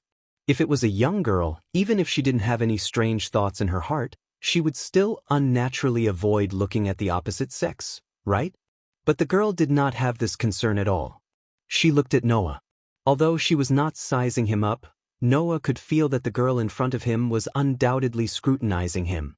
However, in the process of examining him, the young lady suddenly furrowed her brows and her dark eyes deepened as she looked at Noah. Being stared at by such a pair of empty cold eyes, it was believed that even an Iron Man would find it unbearable. Noah wasn't affected much, but he pretended to look away and smiled at Aozaki. "Is your friend in a bad mood?" Hearing this, the demonic girl was still expressionless, but Aozaki burst out laughing. Don't mind it. Yuju is like this to everyone. She is just expressionless." This time, the girl could not continue to ignore him. She glanced at Aoko, and Noah could clearly see a trace of dissatisfaction emerging in her eyes. It seemed that this doll-like little girl was not as emotionless as she looked on the surface. There was still a warm place in her heart. Her name was Yuju, right? Originally, Noah wanted to pretend that he did not know Yuju and greet her, but when he looked in Yuju's direction, his heart could not help but beat like a drum. Because, from beginning to end, Yuju had been staring at Noah with emotionless eyes, as if she could see some secret from Noah. Even if the other party was Noah, he could not bear this oppressive silence. This made Noah very puzzled. Could it be that she recognized him? Yuju! Aoko seemed to have noticed that Yuju's behavior was a little different from usual, but she did not ask Yuju anything. Instead, like Yuju, she looked at Noah and did not let go. Being stared at by two girls who were very charming in all aspects, Noah could not stay calm no matter how calm he was, and immediately frowned. "What are you two doing? Is there grass growing on my body?"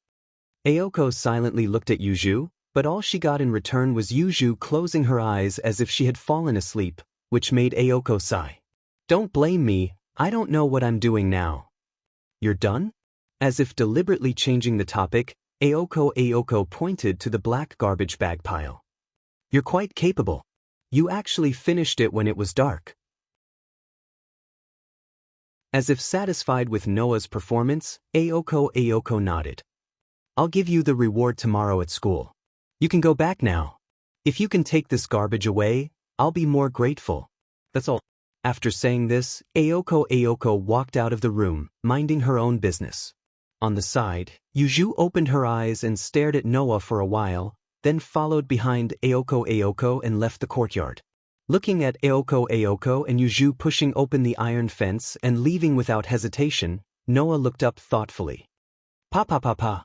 As expected, the gray birds flapped their wings and hovered in the sky. As long as Noah took one step closer to the mansion, these familiars would report the situation here to Aoko and Yuju, right? Obviously, although Aoko and Yuju left, they didn't really feel at ease leaving Noah alone in their residence. However, it was already so late. Where were the two managers of Mayo City going? With this thought in mind, Noah also took off the gloves in his hand, casually threw them on the garbage bag pile, and walked out as if nothing had happened. There was no light on the ramp at night, making people afraid that some monsters would suddenly jump out from the forest next to them. "What's wrong today?" Walking on this slope that she had walked countless times, Aoko frowned and asked Yuju who was beside her.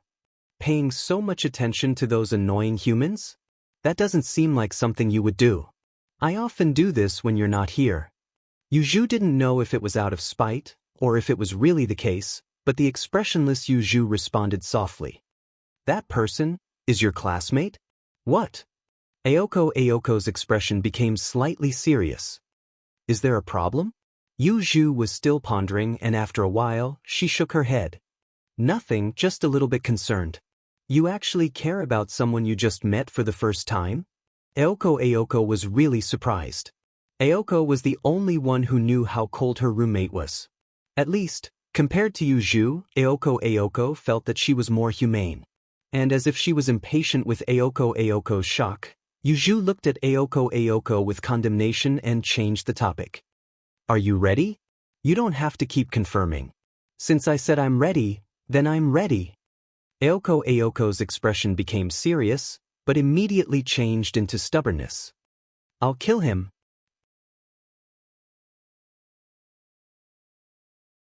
Chapter 295. There was no moon in the night sky today. Thick layers of dark clouds covered the entire dark night sky, shielding all the light sources in the sky on the other side. Whew! The bone-piercing cold wind seemed to want to freeze everything, bringing along an unbearable low temperature, pervading every corner of Mayo City. Da-da-da. Accompanied by the sound of powerful footsteps, at the end of the cold wind, two girls as dark as the night slowly walked out. Braving the bone-piercing cold wind, they arrived at a ruin. We're here. Yuju was the first to stop her footsteps, and even closed her eyes, as if she didn't want to be associated with Aoko, retreating to the side. Compared to the expressionless Yuju, Aoko's expression was a lot more tense. Her face was full of a grim expression, and her usually fierce eyes were filled with a sinister expression. Her appearance was as if she was about to step into a battlefield. Is it here? Aoko looked straight ahead and asked without turning her head. According to the boundary, the location of the intruders is here? One of them. Yuju said indifferently. The other two were in the forest, but they've already been dealt with. Yuju was naturally referring to the two men who hid in the dark and launched a sneak attack last night, putting Yuju in danger. In this world, magicians were not so much a group of people who controlled power, but rather a group of people who researched power. The fundamental goal of magicians was to reach the source, and magic was only a means to achieve this goal. Therefore, magicians weren't necessarily strong, but they were definitely researchers. In order to research magic, magicians would usually choose a spiritual vein as their base of operations. With the support of a spiritual vein, magicians had a great advantage. For example, performing magic, setting up boundaries, preventing outsiders from entering, accumulating magic power, and so on. All of these were of great help to magicians. In addition, magicians spent more than half of their life on research, and some of the topics related to magic couldn't be separated from the support of magic power. In the case of limited magic power, the progress of research would be greatly limited. In this way, a spiritual vein with a large amount of magic power would naturally be in high demand. However, the spiritual veins in this world were either owned by a magician group for the purpose of researching magic, the Magic Association, or managed by the most prestigious magician family. Magicians from outside couldn't borrow the power of a spiritual vein. There were only 3 ways for magicians to borrow the power of a spiritual vein. 1. Apply to the Magic Association for the right to use the spiritual vein. 2. Reach an agreement with the magician family managing the spiritual vein to borrow the power of the spiritual vein. 3. Rob the spiritual vein. Aoko Aozaki and Yuju were currently encountering the third type of situation, which was a foreign magician who had come to snatch the spirit vein. The 2 fisheye men from yesterday were also one of them. The enemy they were about to encounter tonight was also one of them. As for Noah, who hid his identity, Aoko didn't know of his existence. Yuju also didn't say anything about what happened last night, intentionally or unintentionally hiding the matter of Noah. Unexpectedly in such a conspicuous place? Aoko, who didn't know this, nodded heavily. She looked around the ruins and fixed her eyes on the road not far away. She was speechless. Yuju, has the boundary been set up? Yuju didn't speak. Aoko knew that with Yoju's personality, she might have already set up a boundary when she arrived at the scene. Although it wasn't a big deal, it was a pity that Aoko was just an apprentice magician. Aoko had been learning magic for about 1.5 years, not even 2 years. Compared to Aoko, Yuju had been practicing magic since she was a child and was now an outstanding magician who could take charge of her own tasks. Compared to Aoko, who was still a novice magician, Yuju was a true magician. She had always followed the rules of a magician, to the point that she was rigid in her actions.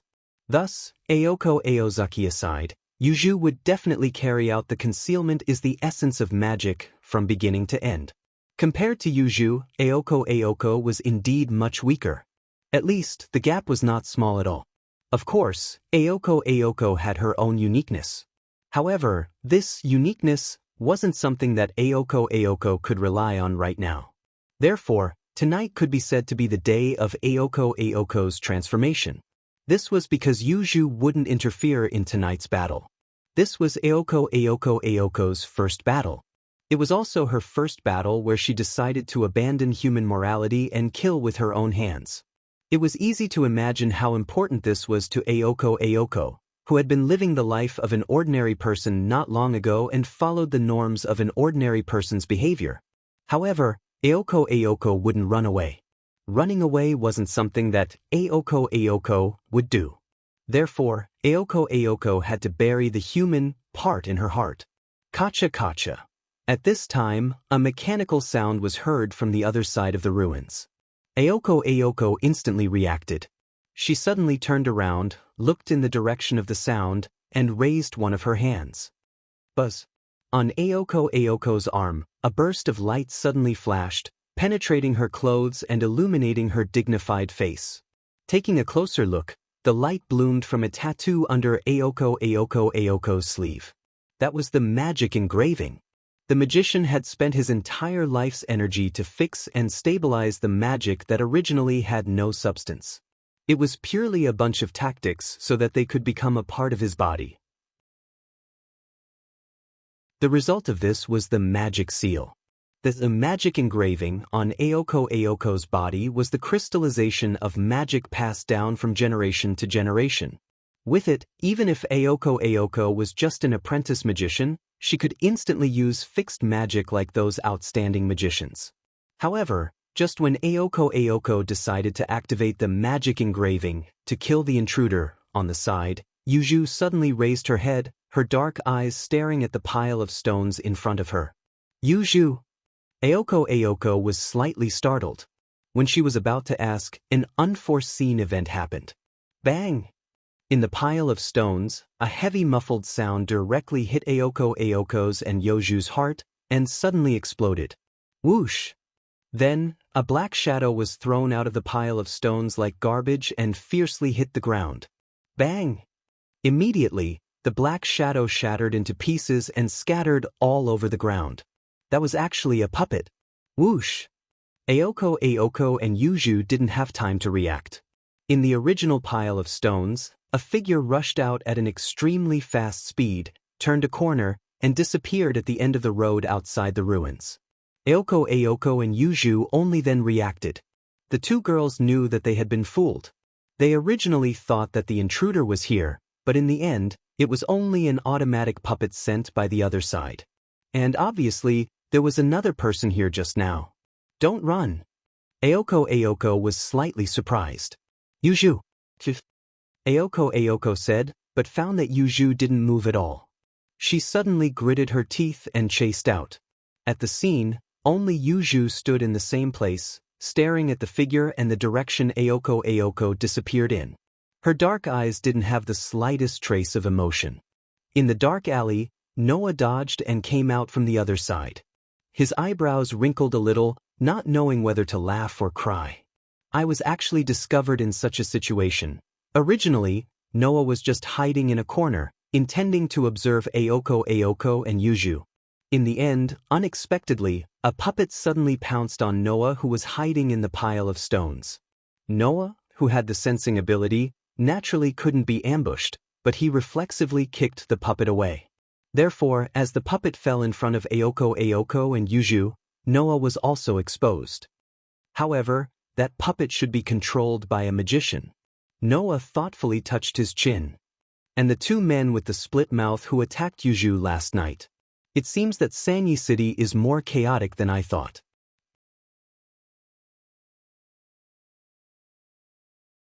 Chapter 296. Ayoko, who had exhausted a lot of stamina from running, couldn't help but gasp for air. She tugged at the collar of her down jacket and scanned her surroundings. Where did he go? Why didn't the barrier react? Although Ayoko didn't know what exactly happened, she could guess it with a little bit of effort. Just now, there must have been a third person hiding in the dark. For some reason, he got rid of the automaton and then turned to run. Needless to say, there must be a magician controlling the automaton, and that magician was the person Ayoko and Yuju were going to deal with tonight. But now, it was one thing for the owner of the doll to not appear. At most, it would mean that the owner had sent the doll out to fool Ayoko and Yuju. But what was up with this other person who had mysteriously jumped out of nowhere? The barrier didn't react, right? In other words, there was no magic on the other party. Could it be that the person who got rid of the automaton was an ordinary person? Ayoko, who had such a thought in her mind, felt her heart turn cold. Ayoko wasn't surprised that an ordinary person got rid of an automaton controlled by a magician. After all, automatons were similar to familiars. They both served their masters and were objects of their masters.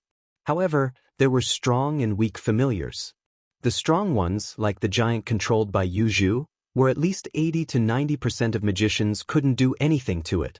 The weak ones, like the gray starling, were only used for detection, but their strength was not much stronger than ordinary birds. If they were caught, they could be crushed in minutes. It was the same for automatons. It wasn't strange that an ordinary person could get rid of them. It was because of this that Noah, who didn't release his power, was able to send it flying with a kick and let it smash into pieces without much effort. Damn it! Ayoko clenched her fists and stood up in anger. It better not be an ordinary person. Ayoko had never killed anyone before. Tonight, she was determined to kill the intruder, but who would have thought that such an episode would happen? If the person he was killing was magician, it would be fine. After all, both sides were gambling with their lives. But to kill ordinary people in order to hide the existence of magic, that would be harming the innocent. Ayoko Aozaki was not a person with a strong sense of justice. But at the same time, Ayoko Aozaki wasn't someone who would disregard human lives.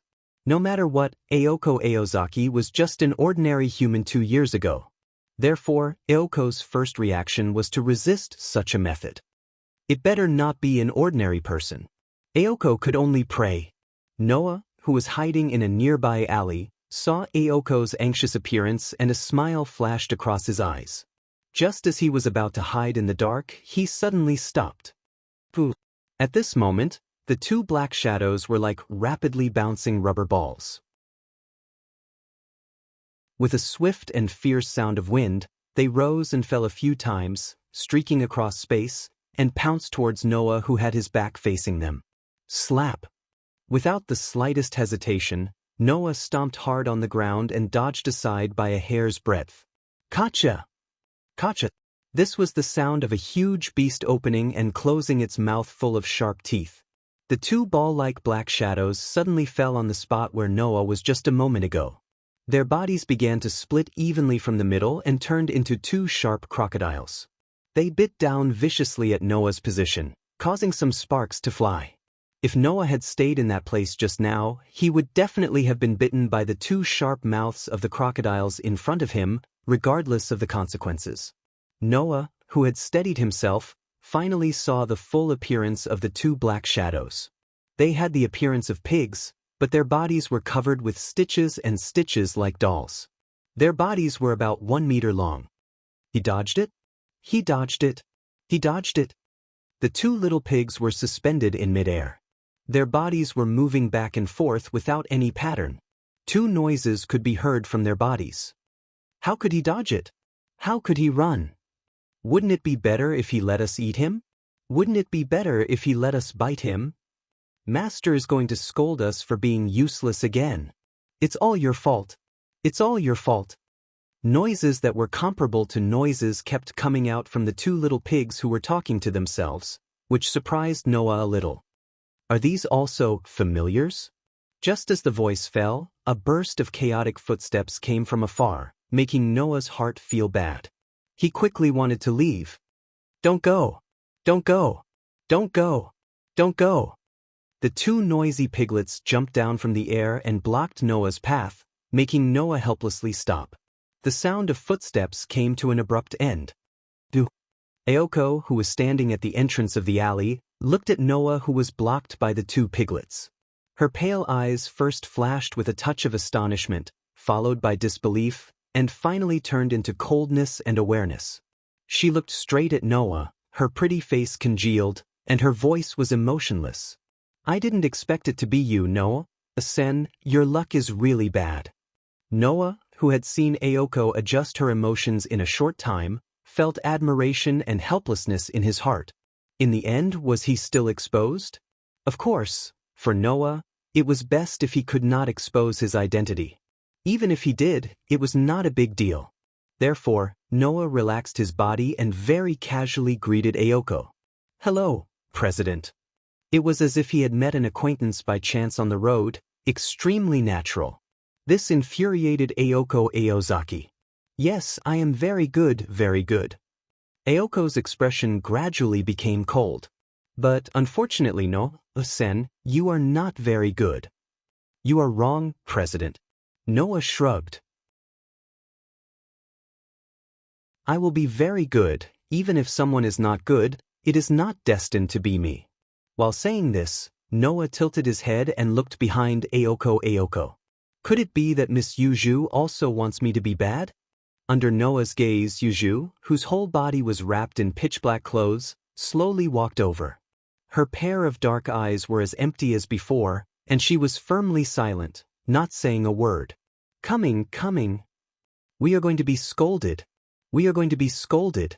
The little piglets, who were like rubber balls, immediately did a somersault in the air and bounced back to Yuju's side. They floated to the left and right of Yuju's body, twisting their fat bodies restlessly. You can't blame us. You can't scold us. It's not that we are useless. It's not that we are not good. It's just that the human is too cunning. Yuju seemed to have grown impatient with the two little pigs squawking beside her ears. She closed her eyes, and the two little pigs' voices immediately followed her body. Like mist, they disappeared without any warning. Then, Yuju reopened her eyes and looked at Noah. You are the person from last night? Hearing Yuju's words, Ayoko was stunned for a moment. Then, she reacted and looked at Noah with a sinister expression. You are also a magician?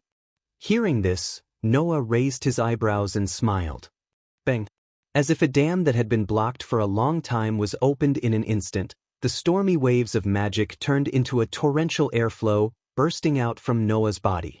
The surging magic airflow turned into a gust of wind.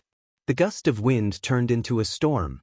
The storm turned into a substantial impact, suddenly attacking in all directions, stirring up a thick cloud of dust, spreading like thunder. Ayoko and Yuju, one was shocked, the other was shocked. They both raised their hands and blocked in front of themselves.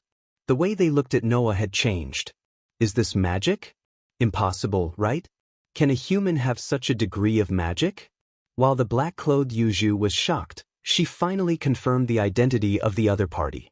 This magic aura, Yuju could not be wrong. It was exactly the same as the person who had a short confrontation with Yuju last night and saved her life. Ayoko bit her lips and stared at Noah. With such a strong magic, how did he manage to deceive the detection of the barrier?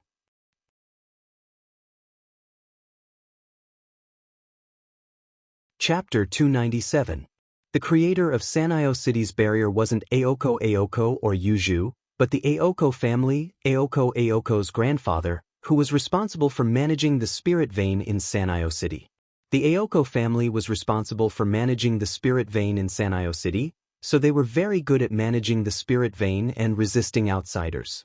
In addition, the creator of Sanyo City's barrier was the previous manager of the spirit vein in the Aoko family.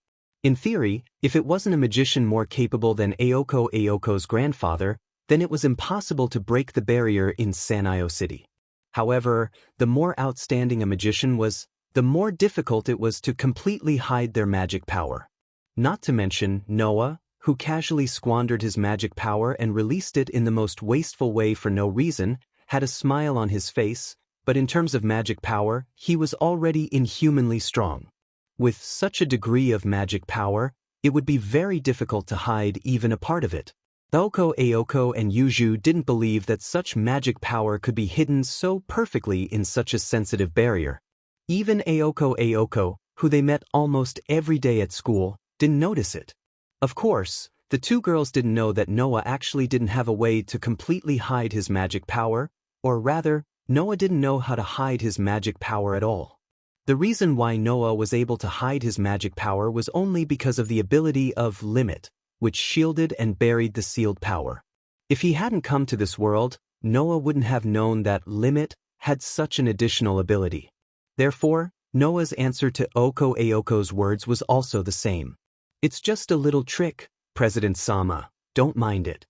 Aoko wanted to refute Noah, but in the end, she held back. Yuju didn't move and didn't say anything more. In any case, it was a fact that this boy of the same age was an enemy. It was useless to say anything more. Stomp! With a loud stomp, Aoko suddenly took a step back and stretched out her hand to Noah. Connect! Like a spell, the word Aoko spat out directly turned into a key and opened the power in Aoko's body. As a result, the light of magic engraving once again bloomed from Aoko's arm. Hum! A mechanical sound similar to that of an engine echoed from the arm that was emitting an ominous azure light. Witnessing all this happened, the smile on Noah's face gradually disappeared, and after a long while, he sighed. You really chose to make a move? Shut up. Aoko pointed her hand at Noah as if she was pointing a gun at him. She yelled angrily. I've been wanting to give you a good beating for a long time. The patterns bullet, s gun, s revelus. For s in this is it is bang bang bang bang bang. In the next moment, the sound was almost the same as the sound of a gun, but it was unusually loud and turned into an echo. Accompanied by the faint blue light, it rubbed against the air, cut through space, and violently shot out. The faint blue flashes were extremely bright and dazzling light bullets. Or it could be called magic bullet. Whoosh whoosh whoosh whoosh whoosh. In the sharp sound of breaking through the air, the faint blue, magic bullet, turned into a faint blue light and mercilessly fell in Noah's direction. His vision was filled with phosphorescent light. Looking at the magic bullet, rapidly approaching, Noah just calmly raised his hand. Hum! The scabbard that released a golden light flashed from Noah's hand, and in the light, it disintegrated into pieces of dreamlike crystal, forming a beehive-like barrier in front of Noah. The faint blue, magic bullet, heavily landed on the dreamlike barrier. Bang bang bang bang bang. In the midst of the muffled sound, the light bullets formed by magic power exploded on the dreamlike barrier, turning into beautiful blue sparks, stirring up bursts of smoke and dust, and beautifully dissipating like fireworks. No way! Aoko, whose arm was still flickering with faint blue light, was stunned. It was not that Aoko was very confident in her magic bullet. She had already expected that the magic bullet alone wouldn't have much of an effect against an opponent with such a vast amount of magic power. However, Aoko really didn't expect that it would be completely ineffective. Aoko, don't be impulsive. On the side, the motionless Yuju frowned and stared at the dreamlike barrier in front of Noah. That's not an ordinary wall, you can't break it. Aoko was startled. Did you notice? Noah, whose whole body was protected by the dreamlike crystal barrier, slightly raised the corner of his mouth. That's right. It's a wall. The scabbard's protection was indeed a wall. On the surface, the scabbard's barrier seemed to be able to block all incoming attacks, but in fact, the scabbard's real power was not blocking, but isolating. You should have heard of it, right? Noah's voice slowly drilled into Aoko and Yoju's ears. This is a noble artifact called Avalon. Noble artifact. Aoko's expression changed. Unlike Ozaki Aoko, Yuju reacted to the word Avalon and suddenly raised her head. Avalon. Legend has it that it was the eternal spring of King Arthur, and its true form was the scabbard that was crowned with the name Fairyland. Not only was it able to completely heal the user of any degree of injury, it could even stop the aging of the human body. If its true name was released, it could also be broken into hundreds of pieces to protect the owner from any interference. In terms of individual combat, it could be called a mobile fortress. Yuju was right. Avalon did not block all incoming attacks, but it placed Noah in the middle of Fairyland, isolating and excluding all external physical interference, just like a wall. It was a noble artifact that had reached the realm of magic, the strongest protection in this world. Therefore, what Gaia and Aleya bestowed upon Noah was not an extremely powerful strength, nor was it an invincible weapon. Instead, it was absolute safety. With Avalon, no matter which world it was, as long as Noah's magic was not exhausted, there was almost no threat to his life. So, there's no point in continuing the fight. Noah looked straight at Aoko and Yuju, spreading his hands. I won't continue to play with you. Leaving such a sentence, Noah casually waved at Aoko and Yuju as if he was bidding farewell to a friend, turned around and walked to the other side of the alley. Wait! Aoko was about to call out to Noah, but was stopped by Yuju. It's useless. Yuju was like a statue. She did not have any expression, nor did she move. She only said those words. We're in trouble, Aoko. Aoko could not help but move her lips, but in the end, she could not say anything. Facing Avalon, which could be said to be the strongest guardian and mobile fortress in this world, Aoko and Yuju were helpless. Not to mention other things, just the existence of a noble artifact was not something that a normal magician could deal with. If the other party wanted to seize Sanyo City's spiritual vein, they could just swagger around and destroy the barrier of Sanyo City.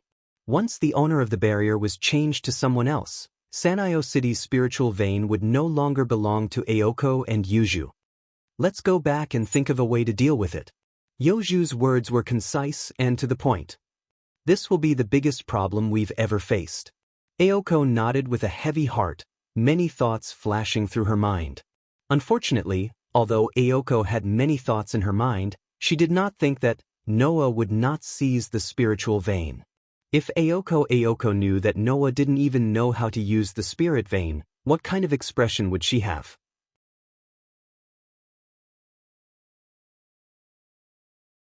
Chapter 298. The next day, Noah, who was sitting in his seat in the classroom, was still the same as yesterday. He gave a big yawn.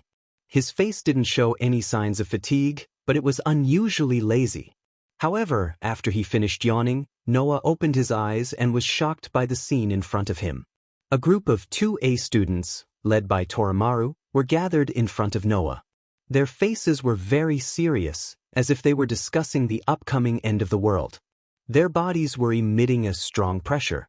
Noah admitted that he, who was not afraid of anything, was now scared by a group of ordinary students. Because they were too stupid, Noah was worried that he might be infected. Sigh. Noah sighed and narrowed his eyes. I'll give you 3 seconds to clearly state your intentions. 1, 2, how was it yesterday? Torimaru seemed to represent the voice of the entire 2A. He couldn't wait to ask. Did you really go on a date with Aochi? Torimaru, I found that your brain has become stupid. Noah said snappily. Please think about it carefully.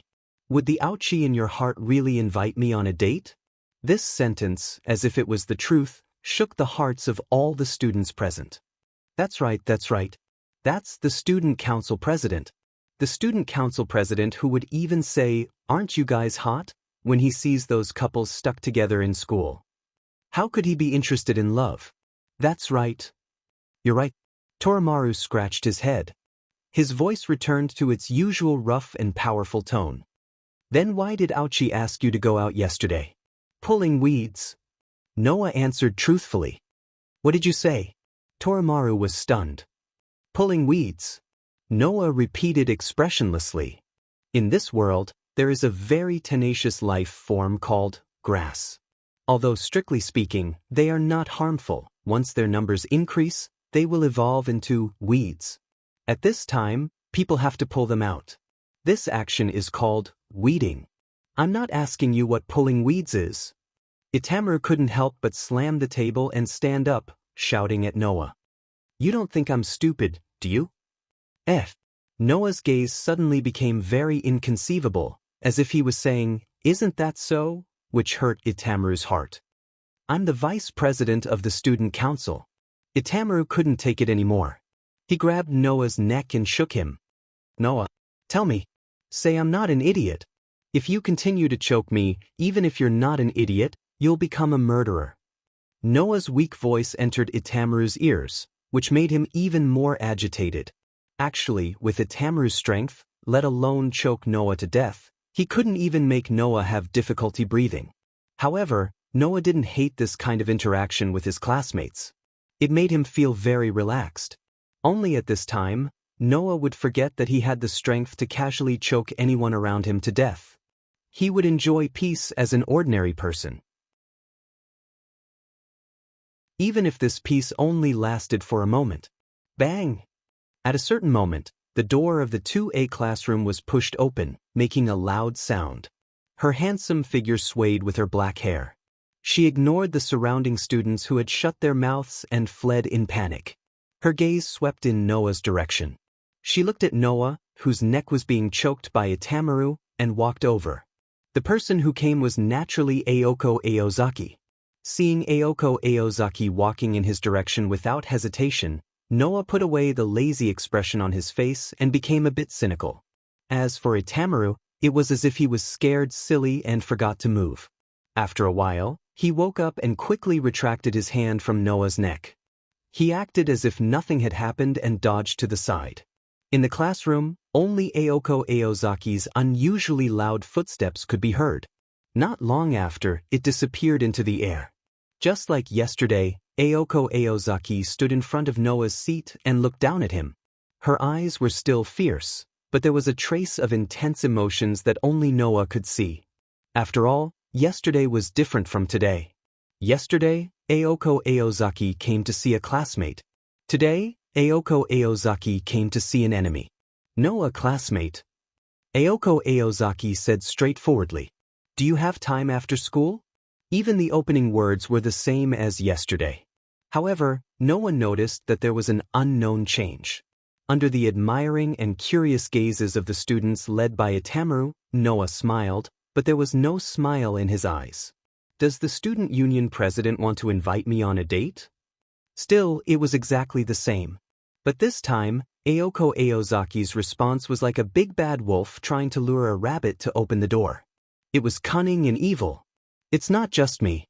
Even my roommate wants to have a memorable date with you. When this was said, the classroom was dead silent.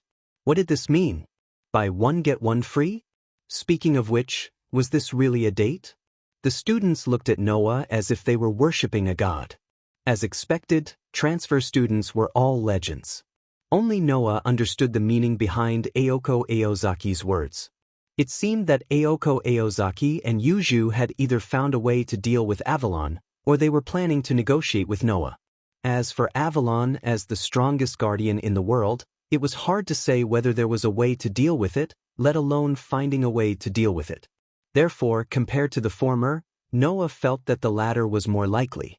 I can't go on a date with two beautiful girls at the same time. Although he said this, Noah's face became a half smile.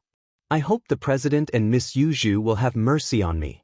Aoko Aozaki glared at Noah, turned her head, swung her waist-length hair, and walked out of the classroom without looking back.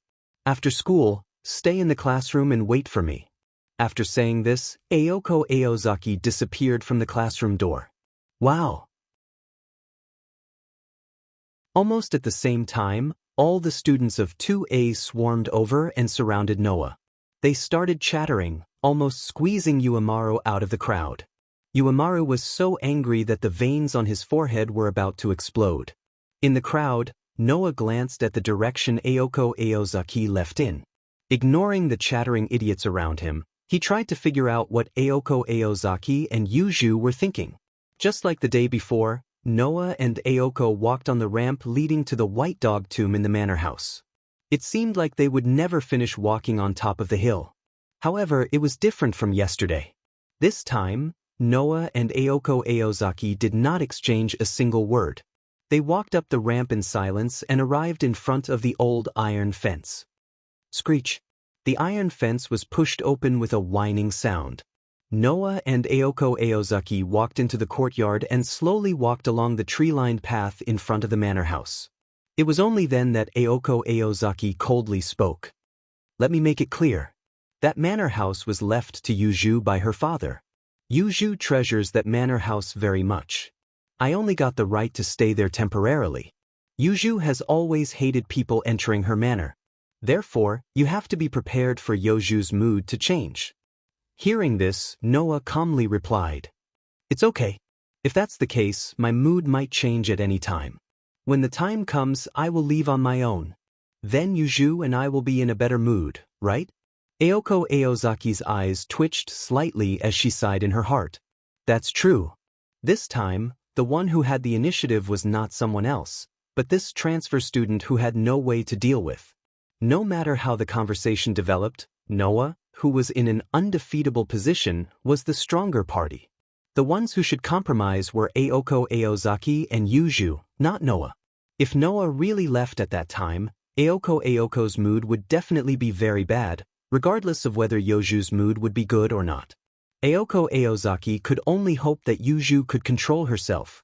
However, what happened next gave Aoko Aozaki a headache. In front of the manor house, a dark-skinned girl was holding a book and reading it expressionlessly. If it wasn't Yuju, who else could it be? Does Yuju want to talk outside the manor house? Aoko Aozaki felt her head start to hurt.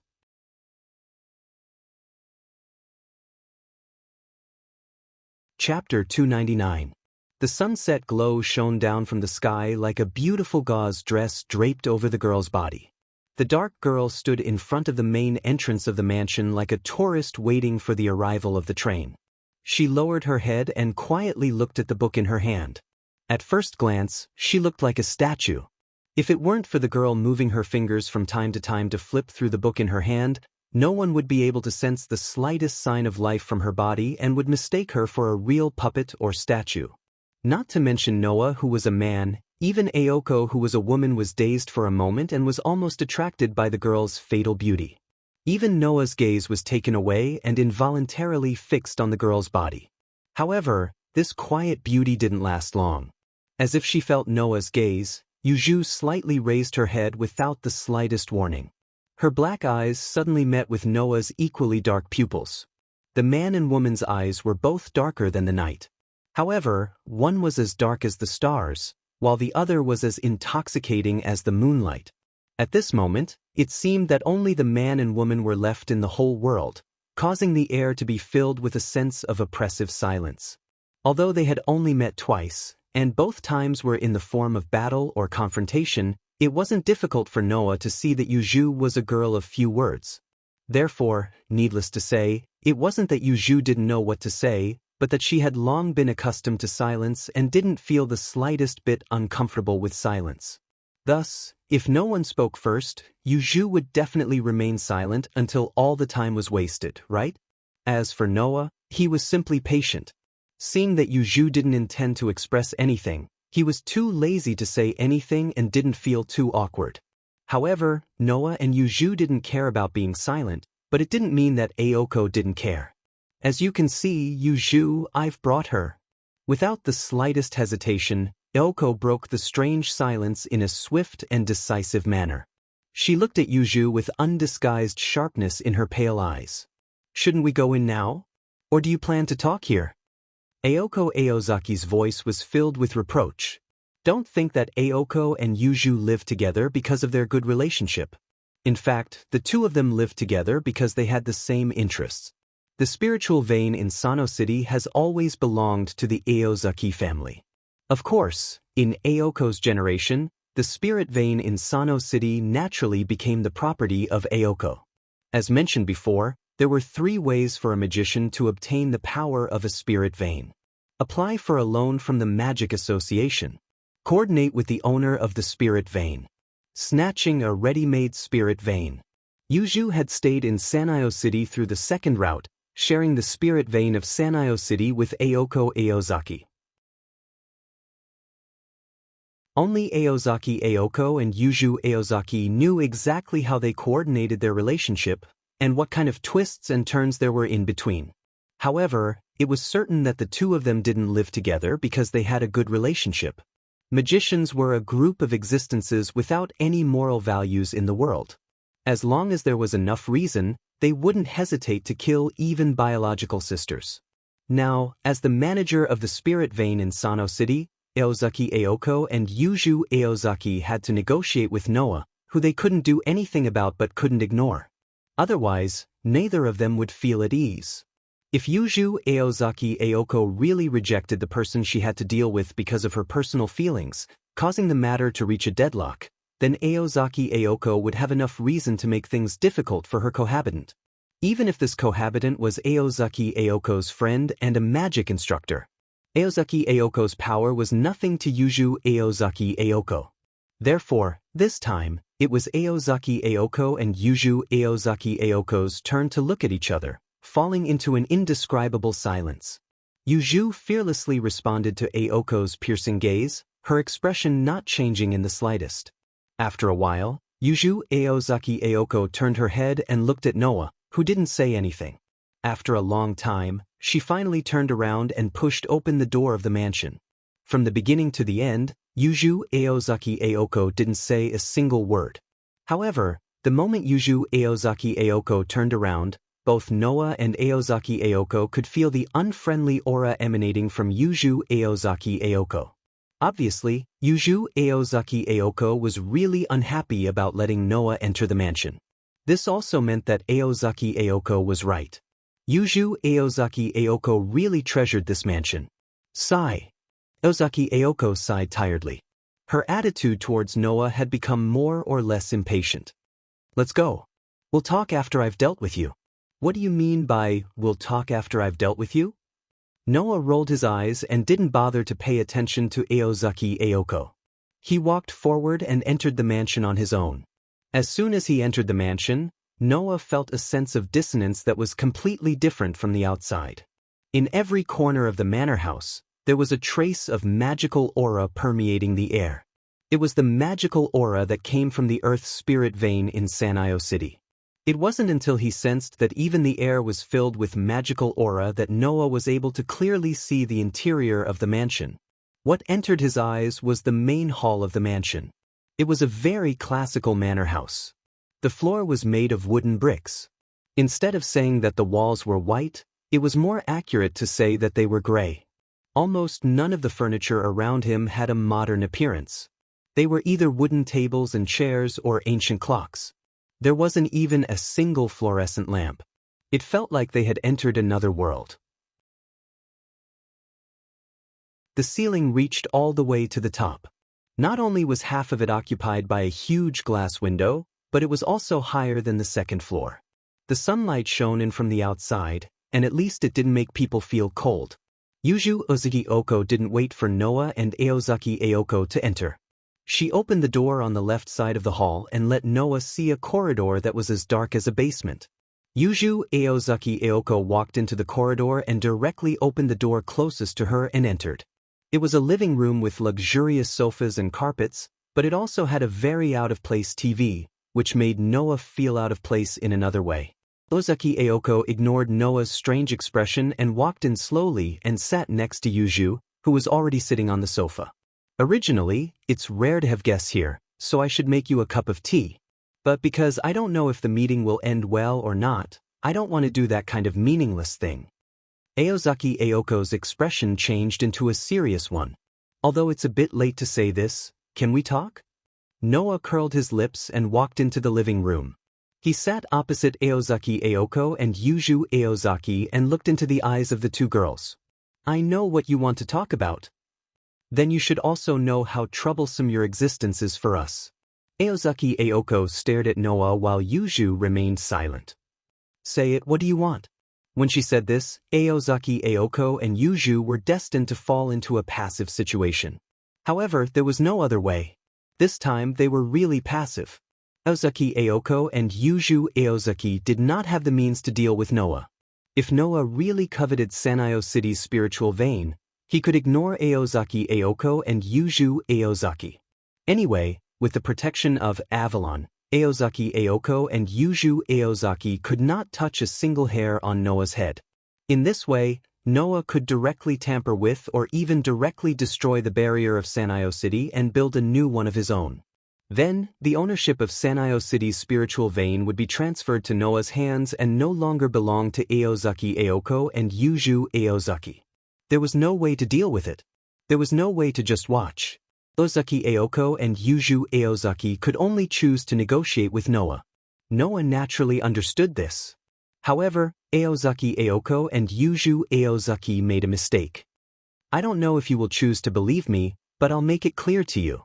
Under the gazes of the two girls, Noah said with a smile. Who told you that I'm here to seize Sanayo City's spiritual vein? Aozaki Aoko and Yuju Aozaki were stunned.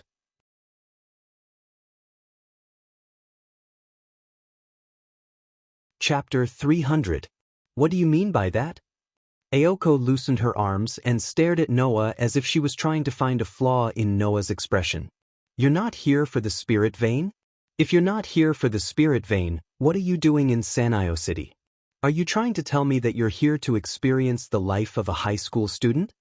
Aoko said this in a mocking tone, but there was an indescribable seriousness in her expression. Although Yuju was still expressionless, her brows were slightly furrowed. Aoko and Yuju weren't ordinary people. Even without their identity as magicians, they believed that no one would underestimate them. And now, their instincts were telling them that they had walked into a huge misunderstanding from the beginning. Therefore, Aoko and Yuju wanted to see something from Noah's expression, but Noah's calm expression only brought them disappointment. Therefore, Noah only used one sentence to block all of Aoko and Yuju's guesses. Do you think I have a need to lie? Aoko and Yuju instantly exchanged glances. That's right. Noah had no need to lie. This was because even if Noah frankly expressed that he wanted to obtain the spirit vein in Sanayo City, Aoko and Yuju couldn't do anything about it. In that case, did Noah have a need to lie? President, do you remember what I said when we first met in the student union office? Noah looked at Aoko with a spurious smile. I said that I came to Sanayo City by chance. Aoko subconsciously wanted to refute, but she couldn't find a reason or evidence to refute. Aoko gritted her teeth. Since you're not here for the spirit vein, you should leave Sanayo City. This is our territory. Strictly speaking, Aoko didn't own Sanayo City, but the spirit vein in Sanayo City. Naturally, Aoko didn't have the right to chase away outsiders. But that was only limited to ordinary people. If the person who came to Sano City was an ordinary person, then Aoko wouldn't be able to control him. However, if the person who came was a magician, then it was different. As the manager of Sanayo City's spiritual vein, foreign magicians couldn't stay in Sanayo City unless they reached an agreement with Aoko. Even if foreign magicians did not use the spiritual veins in Sanayo City, it would still be the same. In response, Noah directly retorted with a single sentence. Since that's the case, please exercise your authority as the manager of the spirit vein and chase me out. How about that? Aoko Aozaki was furious. Drive him out? If she had the ability to drive Noah out, then with Aoko's character, she would not have talked so much nonsense with Noah. Aren't you worried that I will secretly do something to the spirit vein and boundary of Sanyi City? That's why you have no choice but to come and negotiate with me, right? Noah had a funny expression on his face as he shrugged. I've already told you that I have no interest in the spirit vein in Sanyi City. You don't have to worry anymore, right?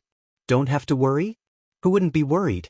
Not to mention whether it was true or not. Even if it was true, who would be at ease to let a magician that they couldn't control stay in their territory? Who could guarantee that this magician did not have any other motives? Who could guarantee that this magician would not suddenly launch an attack from behind at the crucial moment and kill him?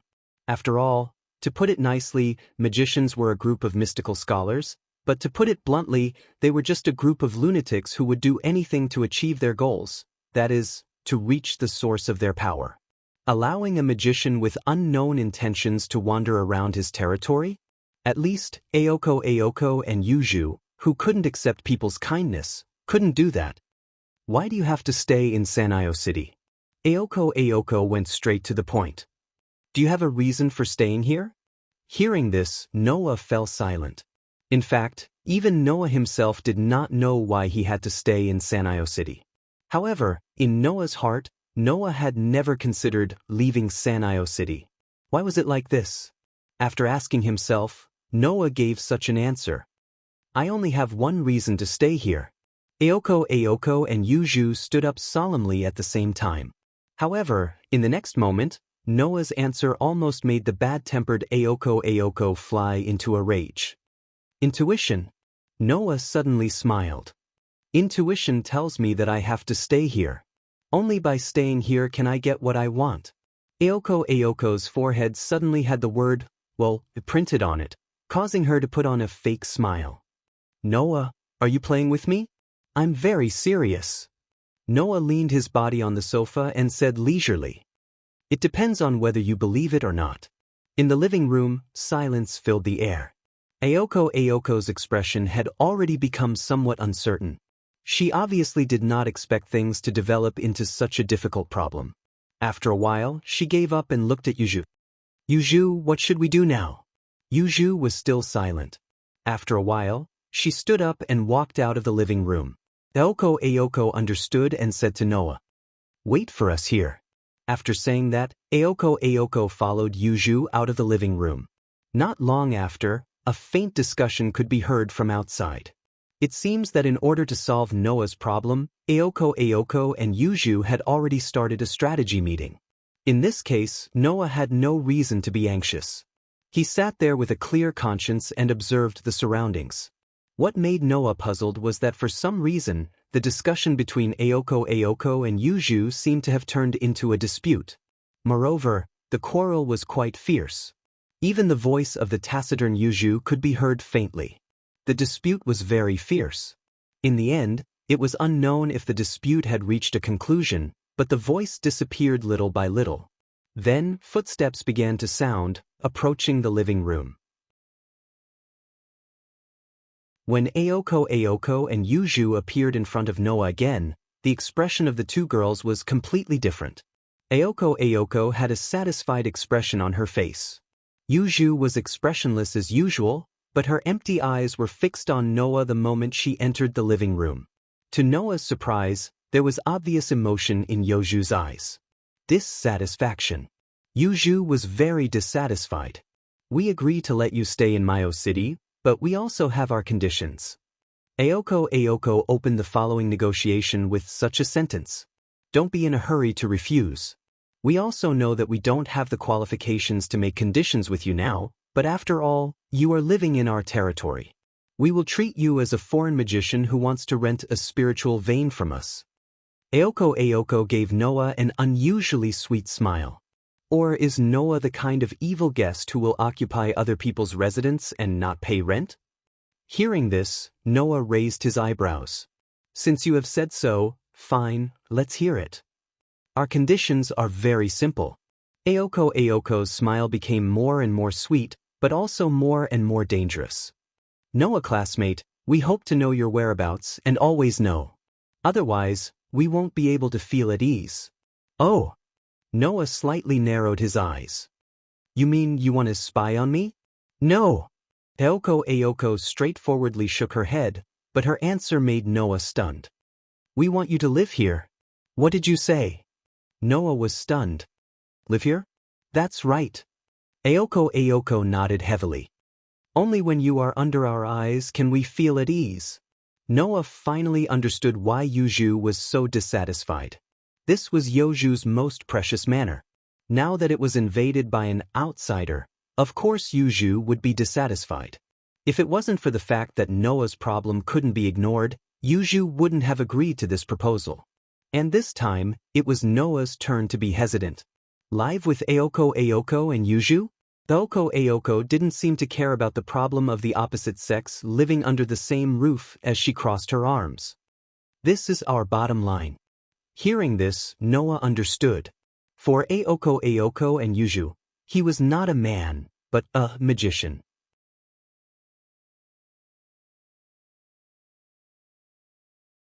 Chapter 301. This is your room. Ayoko opened a door that was covered in a thin layer of dust. It seemed like it had not been cleaned for a while.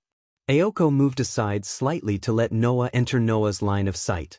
Noah replaced Ayoko and came to the door. He had a panoramic view of the world behind the door.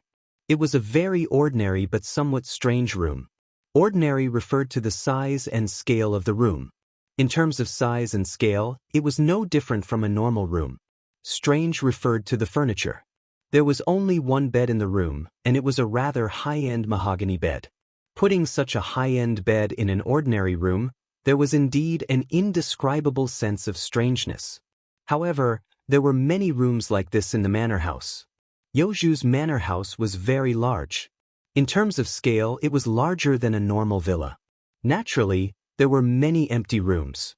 No matter how one looked at it, it seemed a bit wasteful for two single girls to live in such a large manor house. After all, even the rich children who could afford to live in such a large manor house would have maids and servants who specialized in cleaning their houses.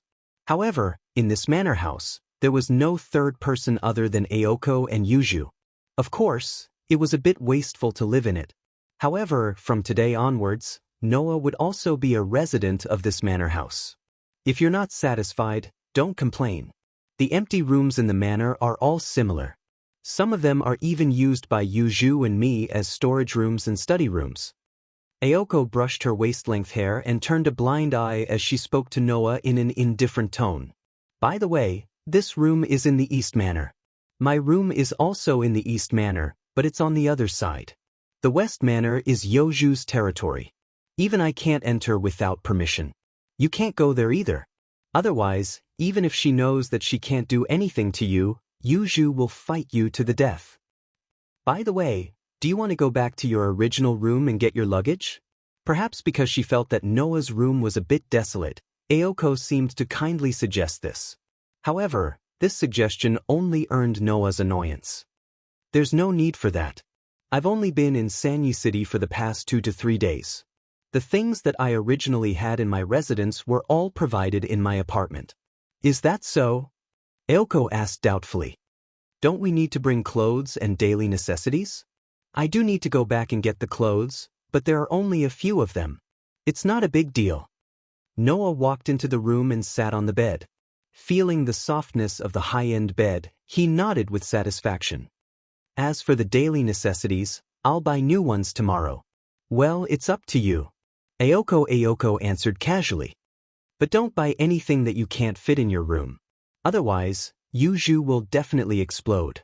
So many restrictions? Are you looking for a cohabitant or a prisoner? Noah raised his head, his eyes full of hostility. Since you're so displeased with me, why do you want me to stay here? You're going all out and going all out. Do you think we want to? It's just that this is the best plan for now. Ayoko's voice sounded a little helpless. Moreover, Yuju didn't agree to let you stay here. Even if you have to compromise, she must be very unhappy now. Maybe she's hiding somewhere and preparing to attack you. Attack me? Noah was a little stunned. Don't be fooled by Yuju. She's actually very childish. Not only does she get angry easily, but she's also easily controlled by personal feelings.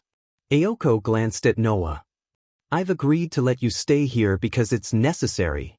It's not that easy to get Yoju's approval. Why do I have to work so hard to get her to acknowledge me? Noah's voice didn't sound depressed at all. It was as if Yoju's mood had nothing to do with him. You're the one who asked me to stay here. I'm only cooperating with you to avoid trouble. If living here will cause a lot of trouble, then I'm sorry, but I won't stay here. I think so too. Boko Aoyagi showed a troubled expression, and her eyes were filled with hatred. I'm already so busy because of those foreign magicians, and now I have to worry about my 2 roommates. I must have been cursed. Hearing this, Noah became curious. Are there foreign magicians in Sanyo City? Noah had some guesses about the 2 men who attacked Yuju that night. He felt that it was very likely that they were foreign magicians who wanted to seize Sanyo City's spiritual vein. Now it seemed that it wasn't just the 2 men from that night. There were obviously other foreign magicians in Sanyo City. Otherwise, who was the automaton that attacked Noah last night and was kicked away by Noah? The owner of the automaton was the one who wanted to seize Sanyo City's spiritual vein and challenge Aoko and Yuju. Aoko subconsciously wanted to answer Noah's question, but when she remembered that Noah was also in the observation period, she immediately swallowed the words that were about to come out of her mouth and changed it to such a sentence. They're just magicians from all walks of life.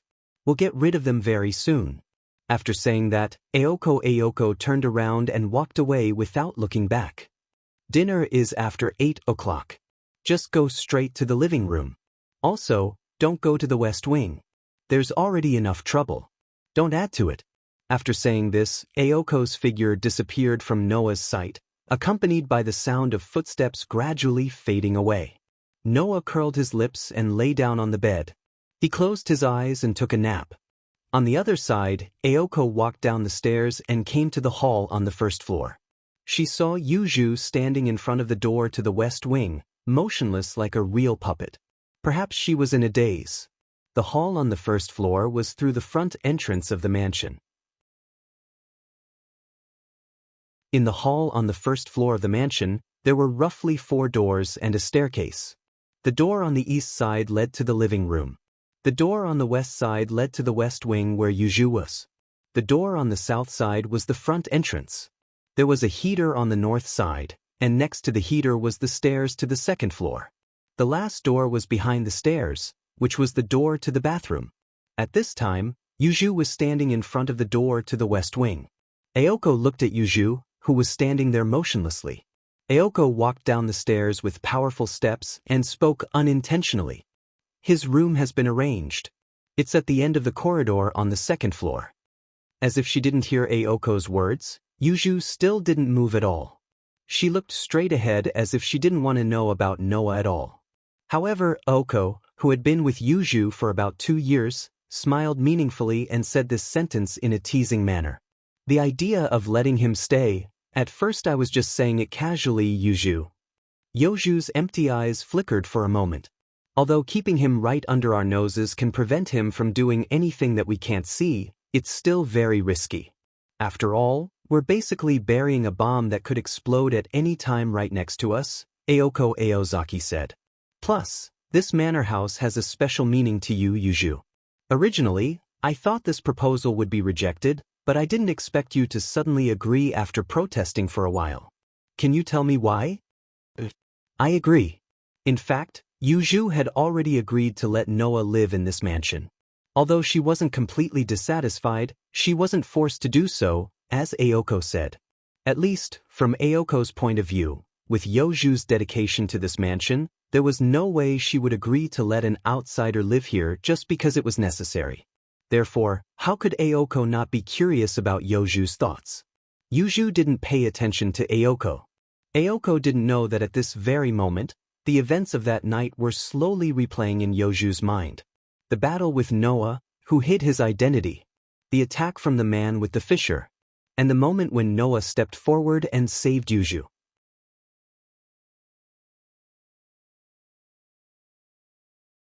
Chapter 302. In the living room of the manor house, there was a door that led to the outside. Behind the door was a sunroom. Both sides of the walls were covered by glass, and the ceiling was also made of glass. It was like an open-air cafe. Not only were there classical and elegant tables and chairs, but one could also see the courtyard outside the manor house through the glass. It was a pity that before this, only 2 single girls had lived in the manor house. Furthermore, both of them lacked the awareness to clean up. Therefore, now, the courtyard outside was filled with withered trees. It was as depressing as a wasteland.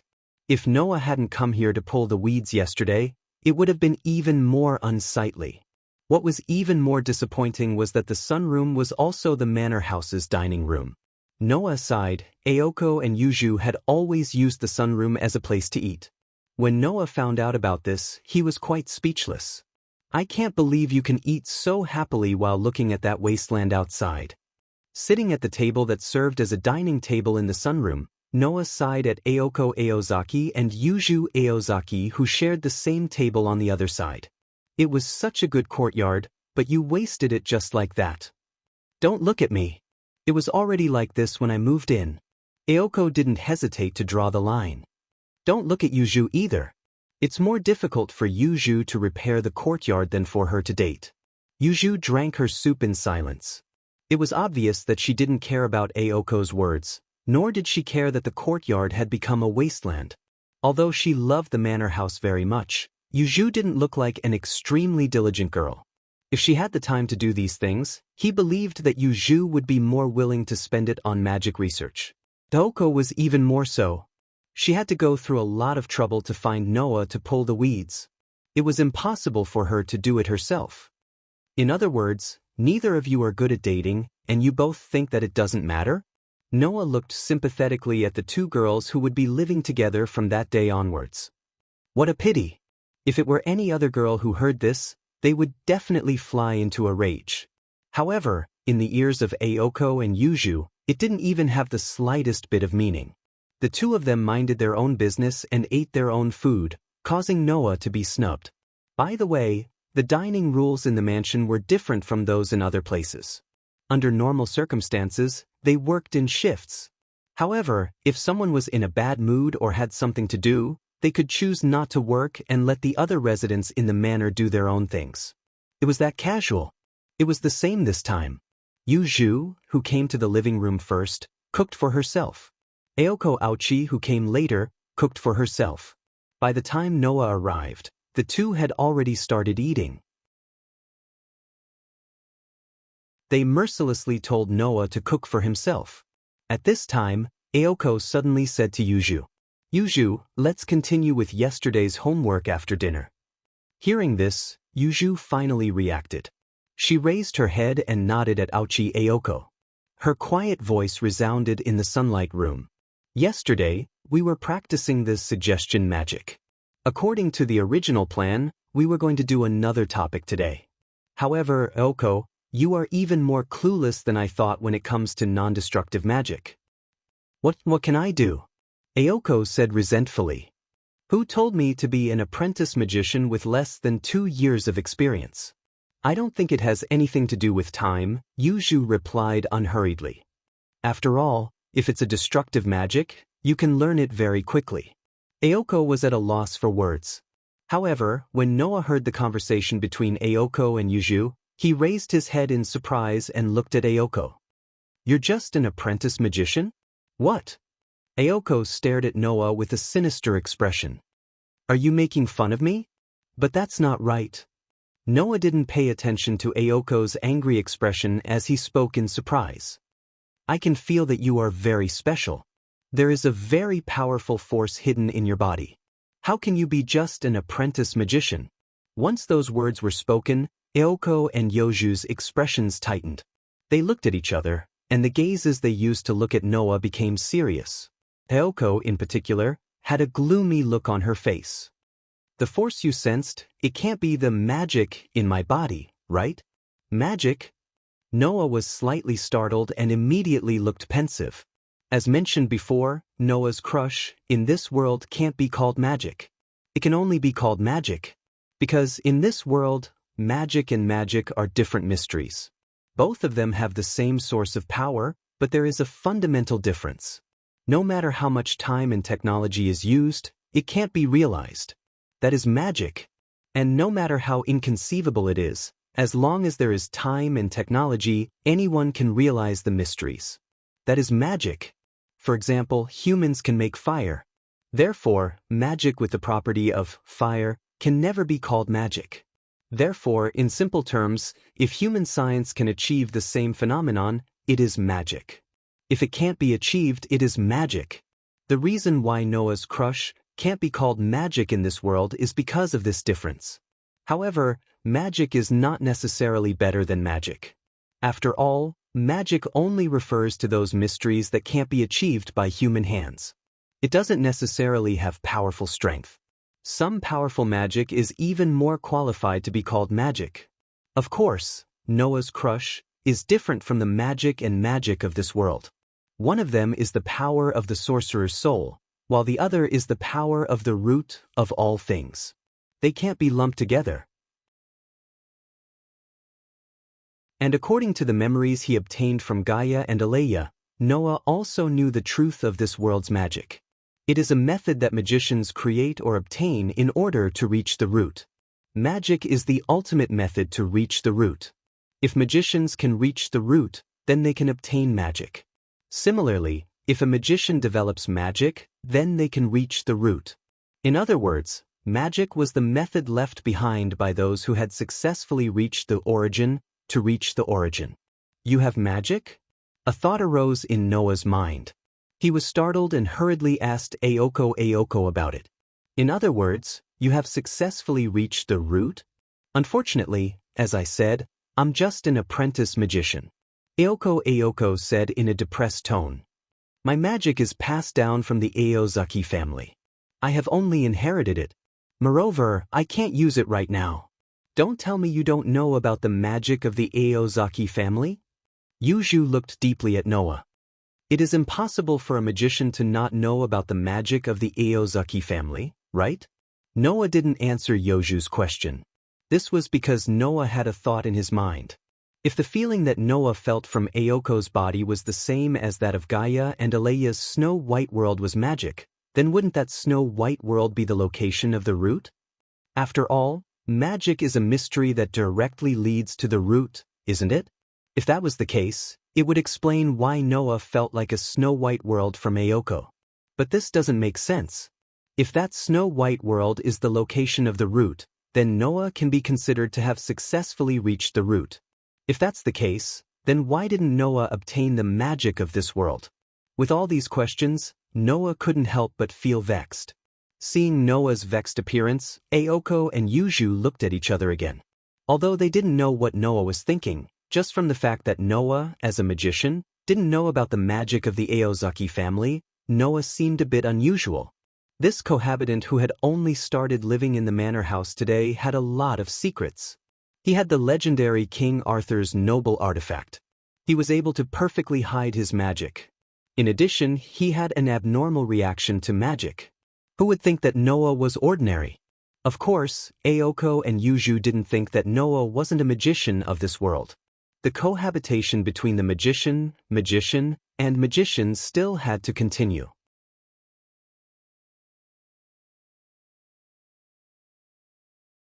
Chapter 303. As a result, Noah, who had stayed up until midnight because of the magic, was unable to come up with any constructive conjectures. Now, Noah was basically certain that the strange feeling he felt from Aoko's body was the magic of the Aozaki family. However, Noah was still unsure as to why the magic was able to give him the same feeling as when he was in the Snow White world. He was certain that the Snow White world was the location of the origin. No, it should be said that if Aoko's magic was proof that the Snow White world was the location of the origin, then the fact that Noah himself had been there but had not been able to obtain the magic negated this possibility. As a result, this matter smoothly entered a dead end. Unable to understand, Noah decided not to think about it and fell into a deep sleep as if he had given up. He slept all the way until dawn. In the morning, the white fog seemed to be able to freeze people as it carried a low temperature and filled the entire manor house. At dawn, Noah woke up from his sleep and felt the cold outside his blanket. Almost like any other ordinary person, he instantly had the thought of going back to sleep. However, this thought only flashed through his mind for a moment. After all, Noah was not an ordinary person. After all, even if his body's strength was suppressed to the level of an ordinary person by the limit ability, Noah had already gotten used to the cold. The 4 years of training in the deep mountains and forests had indeed benefited Noah a lot. It was also because of that period of time that Noah was able to cultivate such a strong adaptation to the surrounding environment. This bit of cold was not that difficult to endure for Noah. Gotcha! After putting on his Mitsubishi high school uniform, Noah opened the door and came out of his room. He yawned as he walked in the cold corridor under the low temperature. Other than a television, there were almost no other modern products in the beaded manor house. Naturally, there was also no heating, which made the winter in the manor house very difficult to endure. There was a heater in the lobby on the first floor of the manor house, but it was said to have been unused for at least a few years. Naturally, it wasn't used now. The interior of the mansion was very large. It had 3 floors, so there were many empty rooms in the mansion. If they were rented out, the owner of the mansion would definitely make a lot of money. The corridor was carpeted, and the surroundings were decorated with old furniture, making it look like a medieval castle. Although it was luxurious, it also gave people a sense of coldness and loneliness. The stairs leading to the lobby on the first floor were at the end of the corridor and in the middle of the hall. Walking down the stairs in the center of the hall, Noah came to the hall on the first floor of the hall with the unique click sound of the wooden stairs. Before he could finish walking down the stairs, Noah, who had reached the hall, suddenly paused. He seemed to have sensed something as he looked at the corner of the hall below through the railing of the stairs. There was a scene that would make people hold their breath. Beside the stove, a young girl dressed in a nun's black robe sat quietly with her legs spread out from her sitting position. She had an extremely beautiful posture of a young girl. Not only that, but the beautiful girl also leaned her body in the direction of the heater. Her eyes were closed, and her head was slightly lowered, as if she had fallen into a deep sleep. That's right, the girl was in a deep sleep. Although from the outside, she looked like a person who had no signs of life and was in a deep sleep, and she didn't move at all like a statue, Noah could still feel the girl's weak breathing. It was so weak that if one didn't get close, it would be impossible to detect it. Looking at Yuju, who was leaning against the heater and sleeping in a beautiful posture, Noah couldn't help but reveal an expression of amazement at this beautiful scene. However, a tranquil feeling emerged in his heart. It wasn't because of anything else. It was because even though Yuju's sleeping face was as expressionless as before, Noah could feel a sense of security emanating from Yuju at this very moment. Yes, Yuju was very at ease. Just like a child nestled in the arms of their parents, Yuju leaned against the heater as if she was sleeping in a cradle with her parents' soft whispers. There was an indescribable sense of security. Feeling that sense of security, Noah's gaze towards Yuju also revealed a very brief moment of gentleness. Ayoko was right. Yuju treasured this manor very much, to the extent that she treated it as a cradle with her parents. Presumably, staying in this manor, Yuju should be able to feel the comfort of having her parents by her side at all times. That's why she was able to sleep so peacefully in the manor's hall. Of course, sitting on the ground like this in such a cold day, with a completely inactive heater, the low temperature would definitely make it impossible for anyone to sleep, unless they wanted to sleep and never wake up. However, Noah wasn't worried about this matter. After all, Yuju was a magician, so it shouldn't be too difficult for her to solve the problem of temperature, right? Thinking about this, Noah went down the stairs and came to the hall. He originally wanted to carry Yuju back to her room to sleep, but after thinking about it carefully, he gave up on that idea. Not to mention that Yuju's room was in the west wing. It was an area that even Ayoko prohibited from going there for no reason. It was Yuju's territory. If Noah went there, he would definitely anger Yuju. Moreover, with Yuju's personality, she wasn't an ordinary girl who would accept the kindness of others.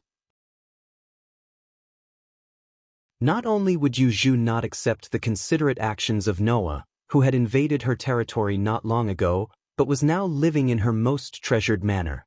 She would probably be angry because of this, right?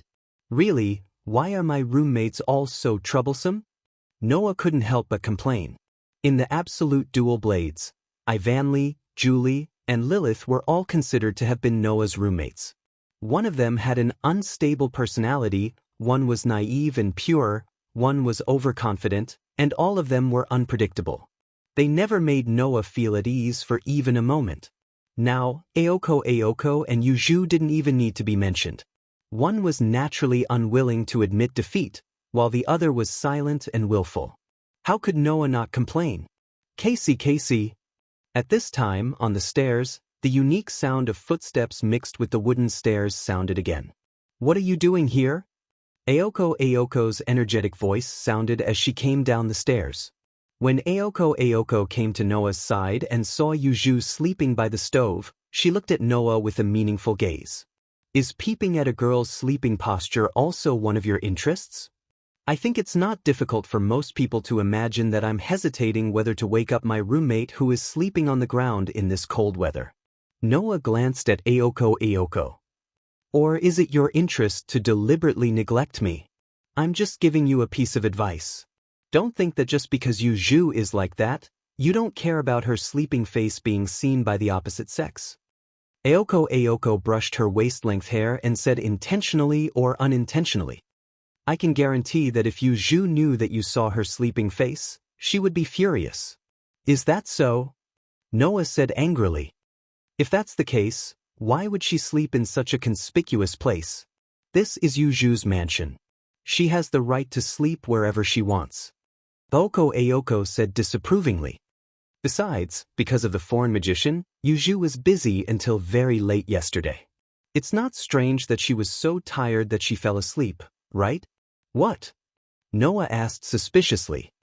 The foreign magician's matter hasn't been solved yet? Aoko frowned slightly and her eyes began to turn cold. That has nothing to do with you. It's the responsibility of a manager. From Aoko's expression, Noah could clearly feel her hostility. Obviously, Aoko didn't let down her guard against him. After all, on the surface, Noah was also a foreign magician. I really don't understand your thoughts. Noah sighed.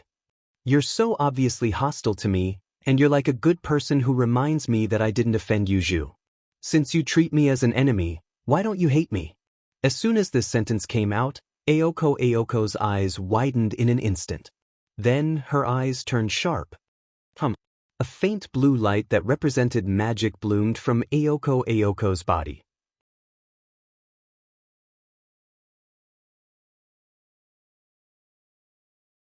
Chapter 304. 1. The magic seal on Aoko's arm emitted a sound that sounded like an engine, accompanied by a phosphorescent glow. Her magic power burned in the air like blue flames. Noah didn't expect Aoko's reaction to be so intense. His body tensed up as he gazed at Aoko, whose head was lowered and whose body was burning with magical power. At this time, Aoko slowly raised her head. Her expression was as cold as a machine, and her eyes were as sharp as knives, piercing straight into Noah's body. You said I have obvious hostility toward you? That I don't hate you? Aoyagi's voice carried a hint of regret as she said this. It was as if she was blaming herself for not noticing this before. Noah didn't understand why Aoko's reaction was so intense, but that didn't mean he would obediently endure her capriciousness. President Aoko, what do you mean? Unlike Aoko, Noah didn't mobilize his magical power. He stared straight at Aoko, releasing a powerful pressure from his body. Can I take your actions as meaning you want to start a war with me? Aoko clicked her tongue, but she did not retract her magic power. Instead, she stared at Noah, her pale eyes filled with an intense emotion that she had never felt before. Just as the tense atmosphere was about to explode, a cold and indifferent voice slowly reverberated. What are you doing? Following this sentence, Yuju slowly walked out from the shadows of the hall with a thick book in her hand.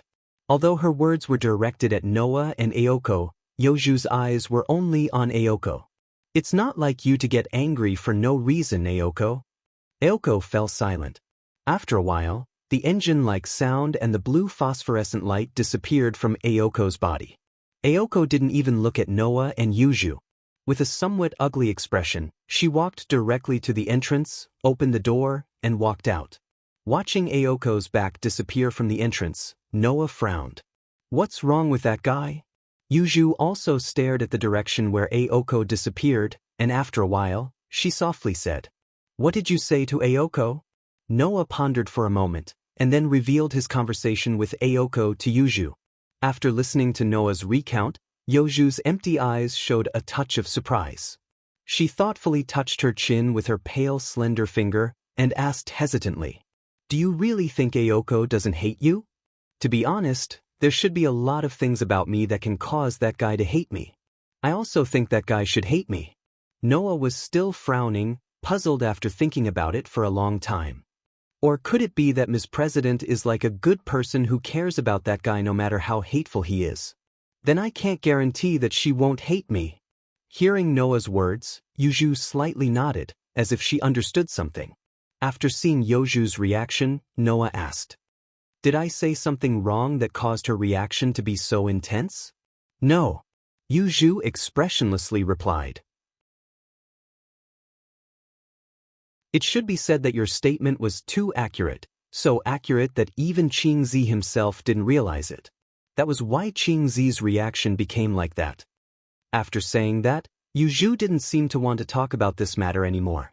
Her black hole-like eyes shifted to Noah, and there was a clear displeasure in her eyes that anyone could see. "Why didn't you wake me up?" The sudden question made Noah blink his eyes. Then he understood that Yuju was referring to seeing him sleeping. Just as Aozaki Ayoko said, Yuju was also concerned about whether her sleeping posture would be seen by the opposite sex. Undoubtedly, she had never thought about love, yet she was obsessed with such strange things. Were all the people living in this mansion weird? Noah sighed in his heart and said without hesitation, "If I woke you up, wouldn't you be angry?" Yuju was stunned, and then the displeasure in her eyes became even more intense. Just as Noah said, if Noah woke Yuju up directly, she would still be angry when she found out that her sleeping posture had been seen. "Since you'll be angry if I wake you up, if I don't wake you up, you might not know that I've seen your sleeping face and won't throw a tantrum. In that case, to avoid trouble, it's better to turn a blind eye." Noah waved his hand and walked towards the entrance. "After all, we're living together, so this kind of situation is inevitable. If you care, remember to sleep in your room next time. Just don't catch a cold." With that, Noah pushed open the door to the entrance, walked out, and disappeared from the mansion. The mansion returned to silence once again. The displeasure in Yuju's eyes disappeared little by little. She stood there like a statue, motionless. Chirp, chirp, chirp. At the same time, a little blue bird flew out of nowhere and landed on the railing of the stairs. It jumped up and down while letting out a pleasant chirp. That appearance actually gave people the feeling that it was clamoring for something. It was a blue robin. Yuju didn't seem surprised by this scene. She closed her eyes. What Yuju didn't tell Noah was that Aozaki Ayoko was actually a little insensitive, or rather, she would sometimes go off the rails. Aozaki Ayoko had a very strange view of people's likes and dislikes. No matter who she disliked or hated, as long as it wasn't necessary, Aozaki Ayoko would forget all about them. She could even chat and drink tea with them the next day. On the other hand, people that Aozaki Ayoko didn't dislike, including family members, friends, and even lovers, might cause Aozaki Ayoko to alienate them for no reason. This was because Aozaki Ayoko couldn't stand the existence of someone who could disturb her emotions. Therefore, Aozaki Ayoko would treat such people as a special existence. They were enemies. Chirp, chirp, chirp. The blue robin flapped its wings in an exaggerated way, as if it was seriously protesting something. The dark-skinned girl seemed to understand the blue robin's words. Her cold and emotionless voice slowly echoed in the manor house. Indeed, maybe it was a wrong decision to let him live here. With that, Yuju turned around. But it's still within the acceptable range. Ignoring the messenger bird's dissatisfaction, Yuju walked towards her room with quiet steps. Sigh. On the way to school, Noah sighed as if he was tired. What's going on? To be honest, Noah didn't dislike Aozaki Ayoko and Yuju. From the memories he obtained from Gaia and Aleya, Noah knew how crazy the magicians in this world were. He also knew that most of them could be described with one word: insane. However, Noah didn't find anything he hated about Aozaki Ayoko and Yuju. Even if it was Yuju, who lived her life as a magician, perhaps she would kill without mercy, but she would not kill for no reason. Therefore, Noah didn't think that Aozaki Aoko and Yuju were difficult to get along with. At most, he had a headache because of their lifestyle and troublesome personalities. Otherwise, even if he was called an evil guest who occupied other people's territory, Noah wouldn't agree to live under the same roof as Aozaki Aoko and Yuju. But now, Noah realized how naive his thoughts were. Aozaki Aoko and Yuju, these two girls' personalities weren't troublesome, but extremely troublesome. Noah felt that his decision to live in the manor house was too hasty. Woof woof woof woof. Just as Noah's thoughts were running wild, suddenly, a burst of chaotic barking sounded without any warning, attracting Noah's attention. Woof woof woof woof. The chaotic barking of the dogs became clearer and clearer, accompanied by a series of even more chaotic footsteps. The footsteps approached Noah from afar. Noah narrowed his eyes and instantly activated his sensory ability. The magic sealed by the limit ability began to be released little by little, allowing abundant magic to flow through his body.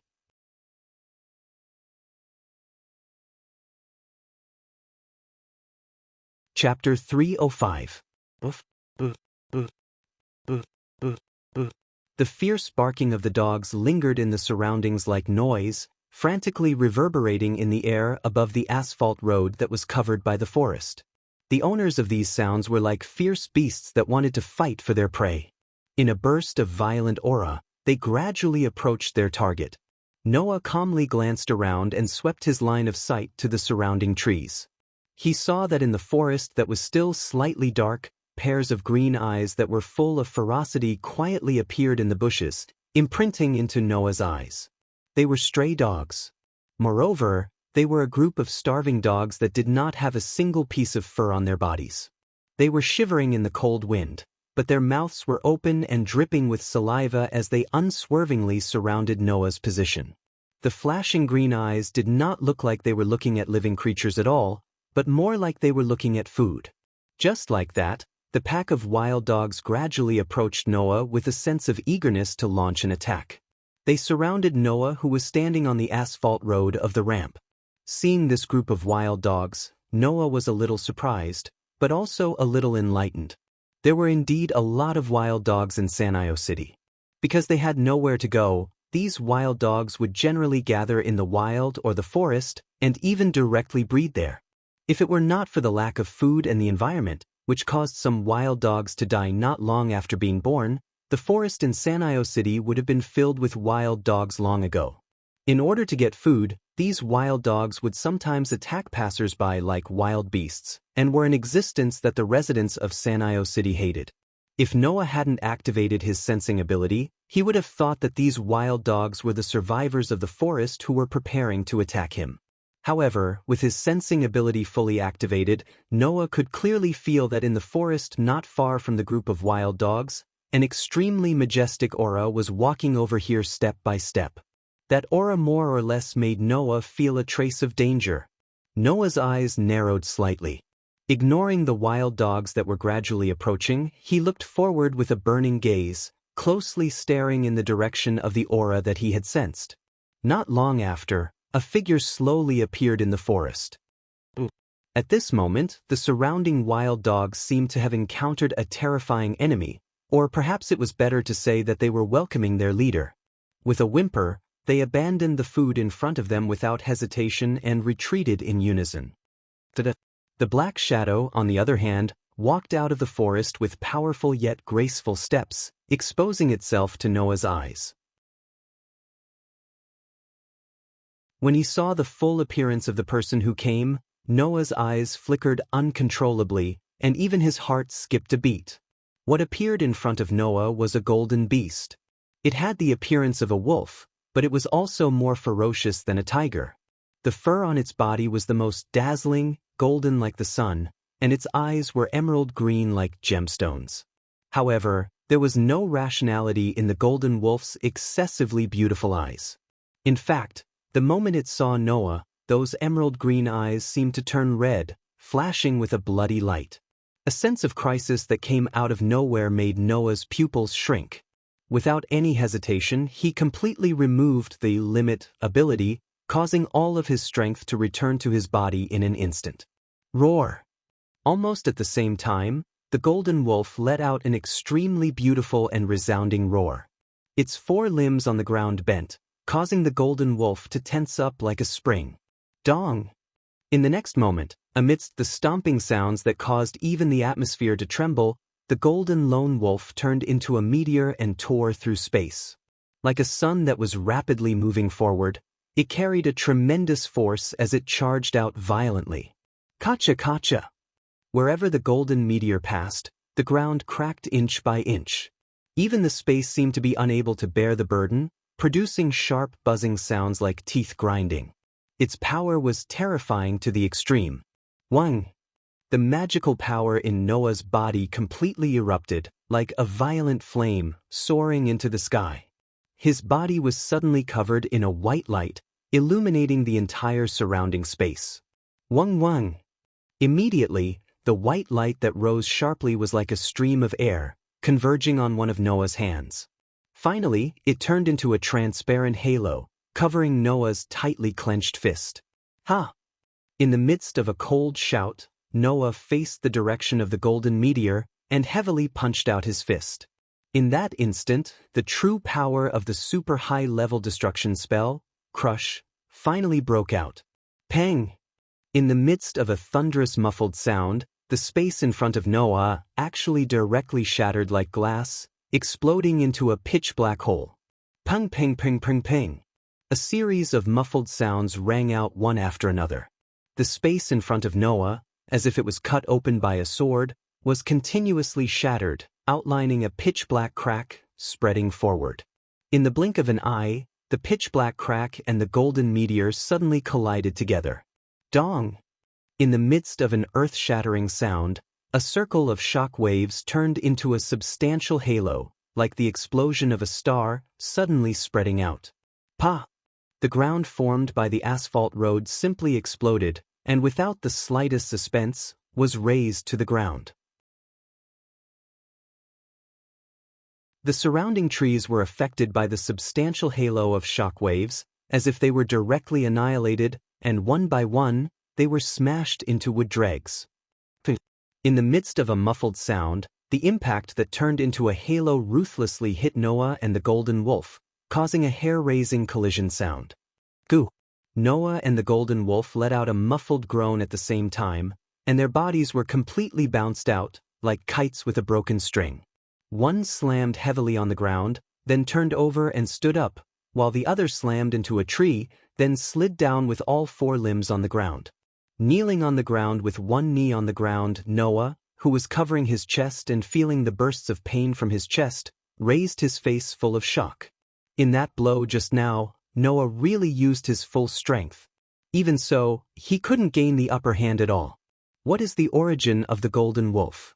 Compared with the somewhat shocked Noah, the golden wolf didn't seem to have enough wisdom to compete with human beings, nor did it have the slightest hesitation because of being repelled.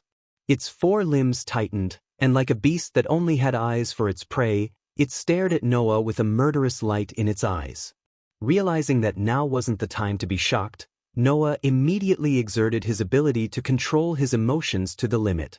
He suppressed all the emotions in his heart, stood up, and the magical power in his body continuously rose.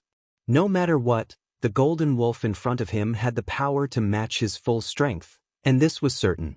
Although he didn't know why this golden wolf appeared in Sanyi City, and why it attacked him, Noah knew that he had to fight with his life on the line. However, Noah, who was ready, suddenly narrowed his eyes again. The golden wolf let out a resounding and beautiful roar, and its whole body bloomed with golden light. And in this golden light, a soft white light entered Noah's vision. Noah clearly saw it.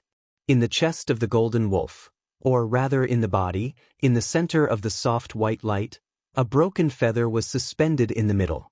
Impressively, it was the world fragment. The world fragment was in the golden wolf's body. Buzz buzz buzz buzz. In the soft white light, the broken feather trembled and made an excited buzzing sound. In contrast to the world fragment in its body, the golden wolf looked at Noah with even more ferocity, and its body surged with a fierce aura.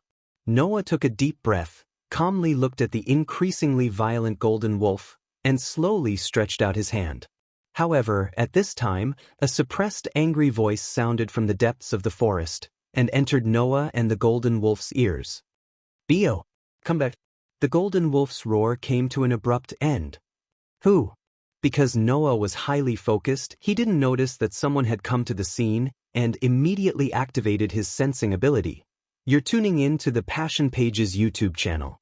We're so grateful for your support, and don't forget to subscribe to join us on this incredible journey through captivating stories. Your generosity through donations truly makes a world of difference, as it's the primary source of revenue that allows me to expand and enhance this channel for you. Thank you from the bottom of my heart for being a part of this adventure.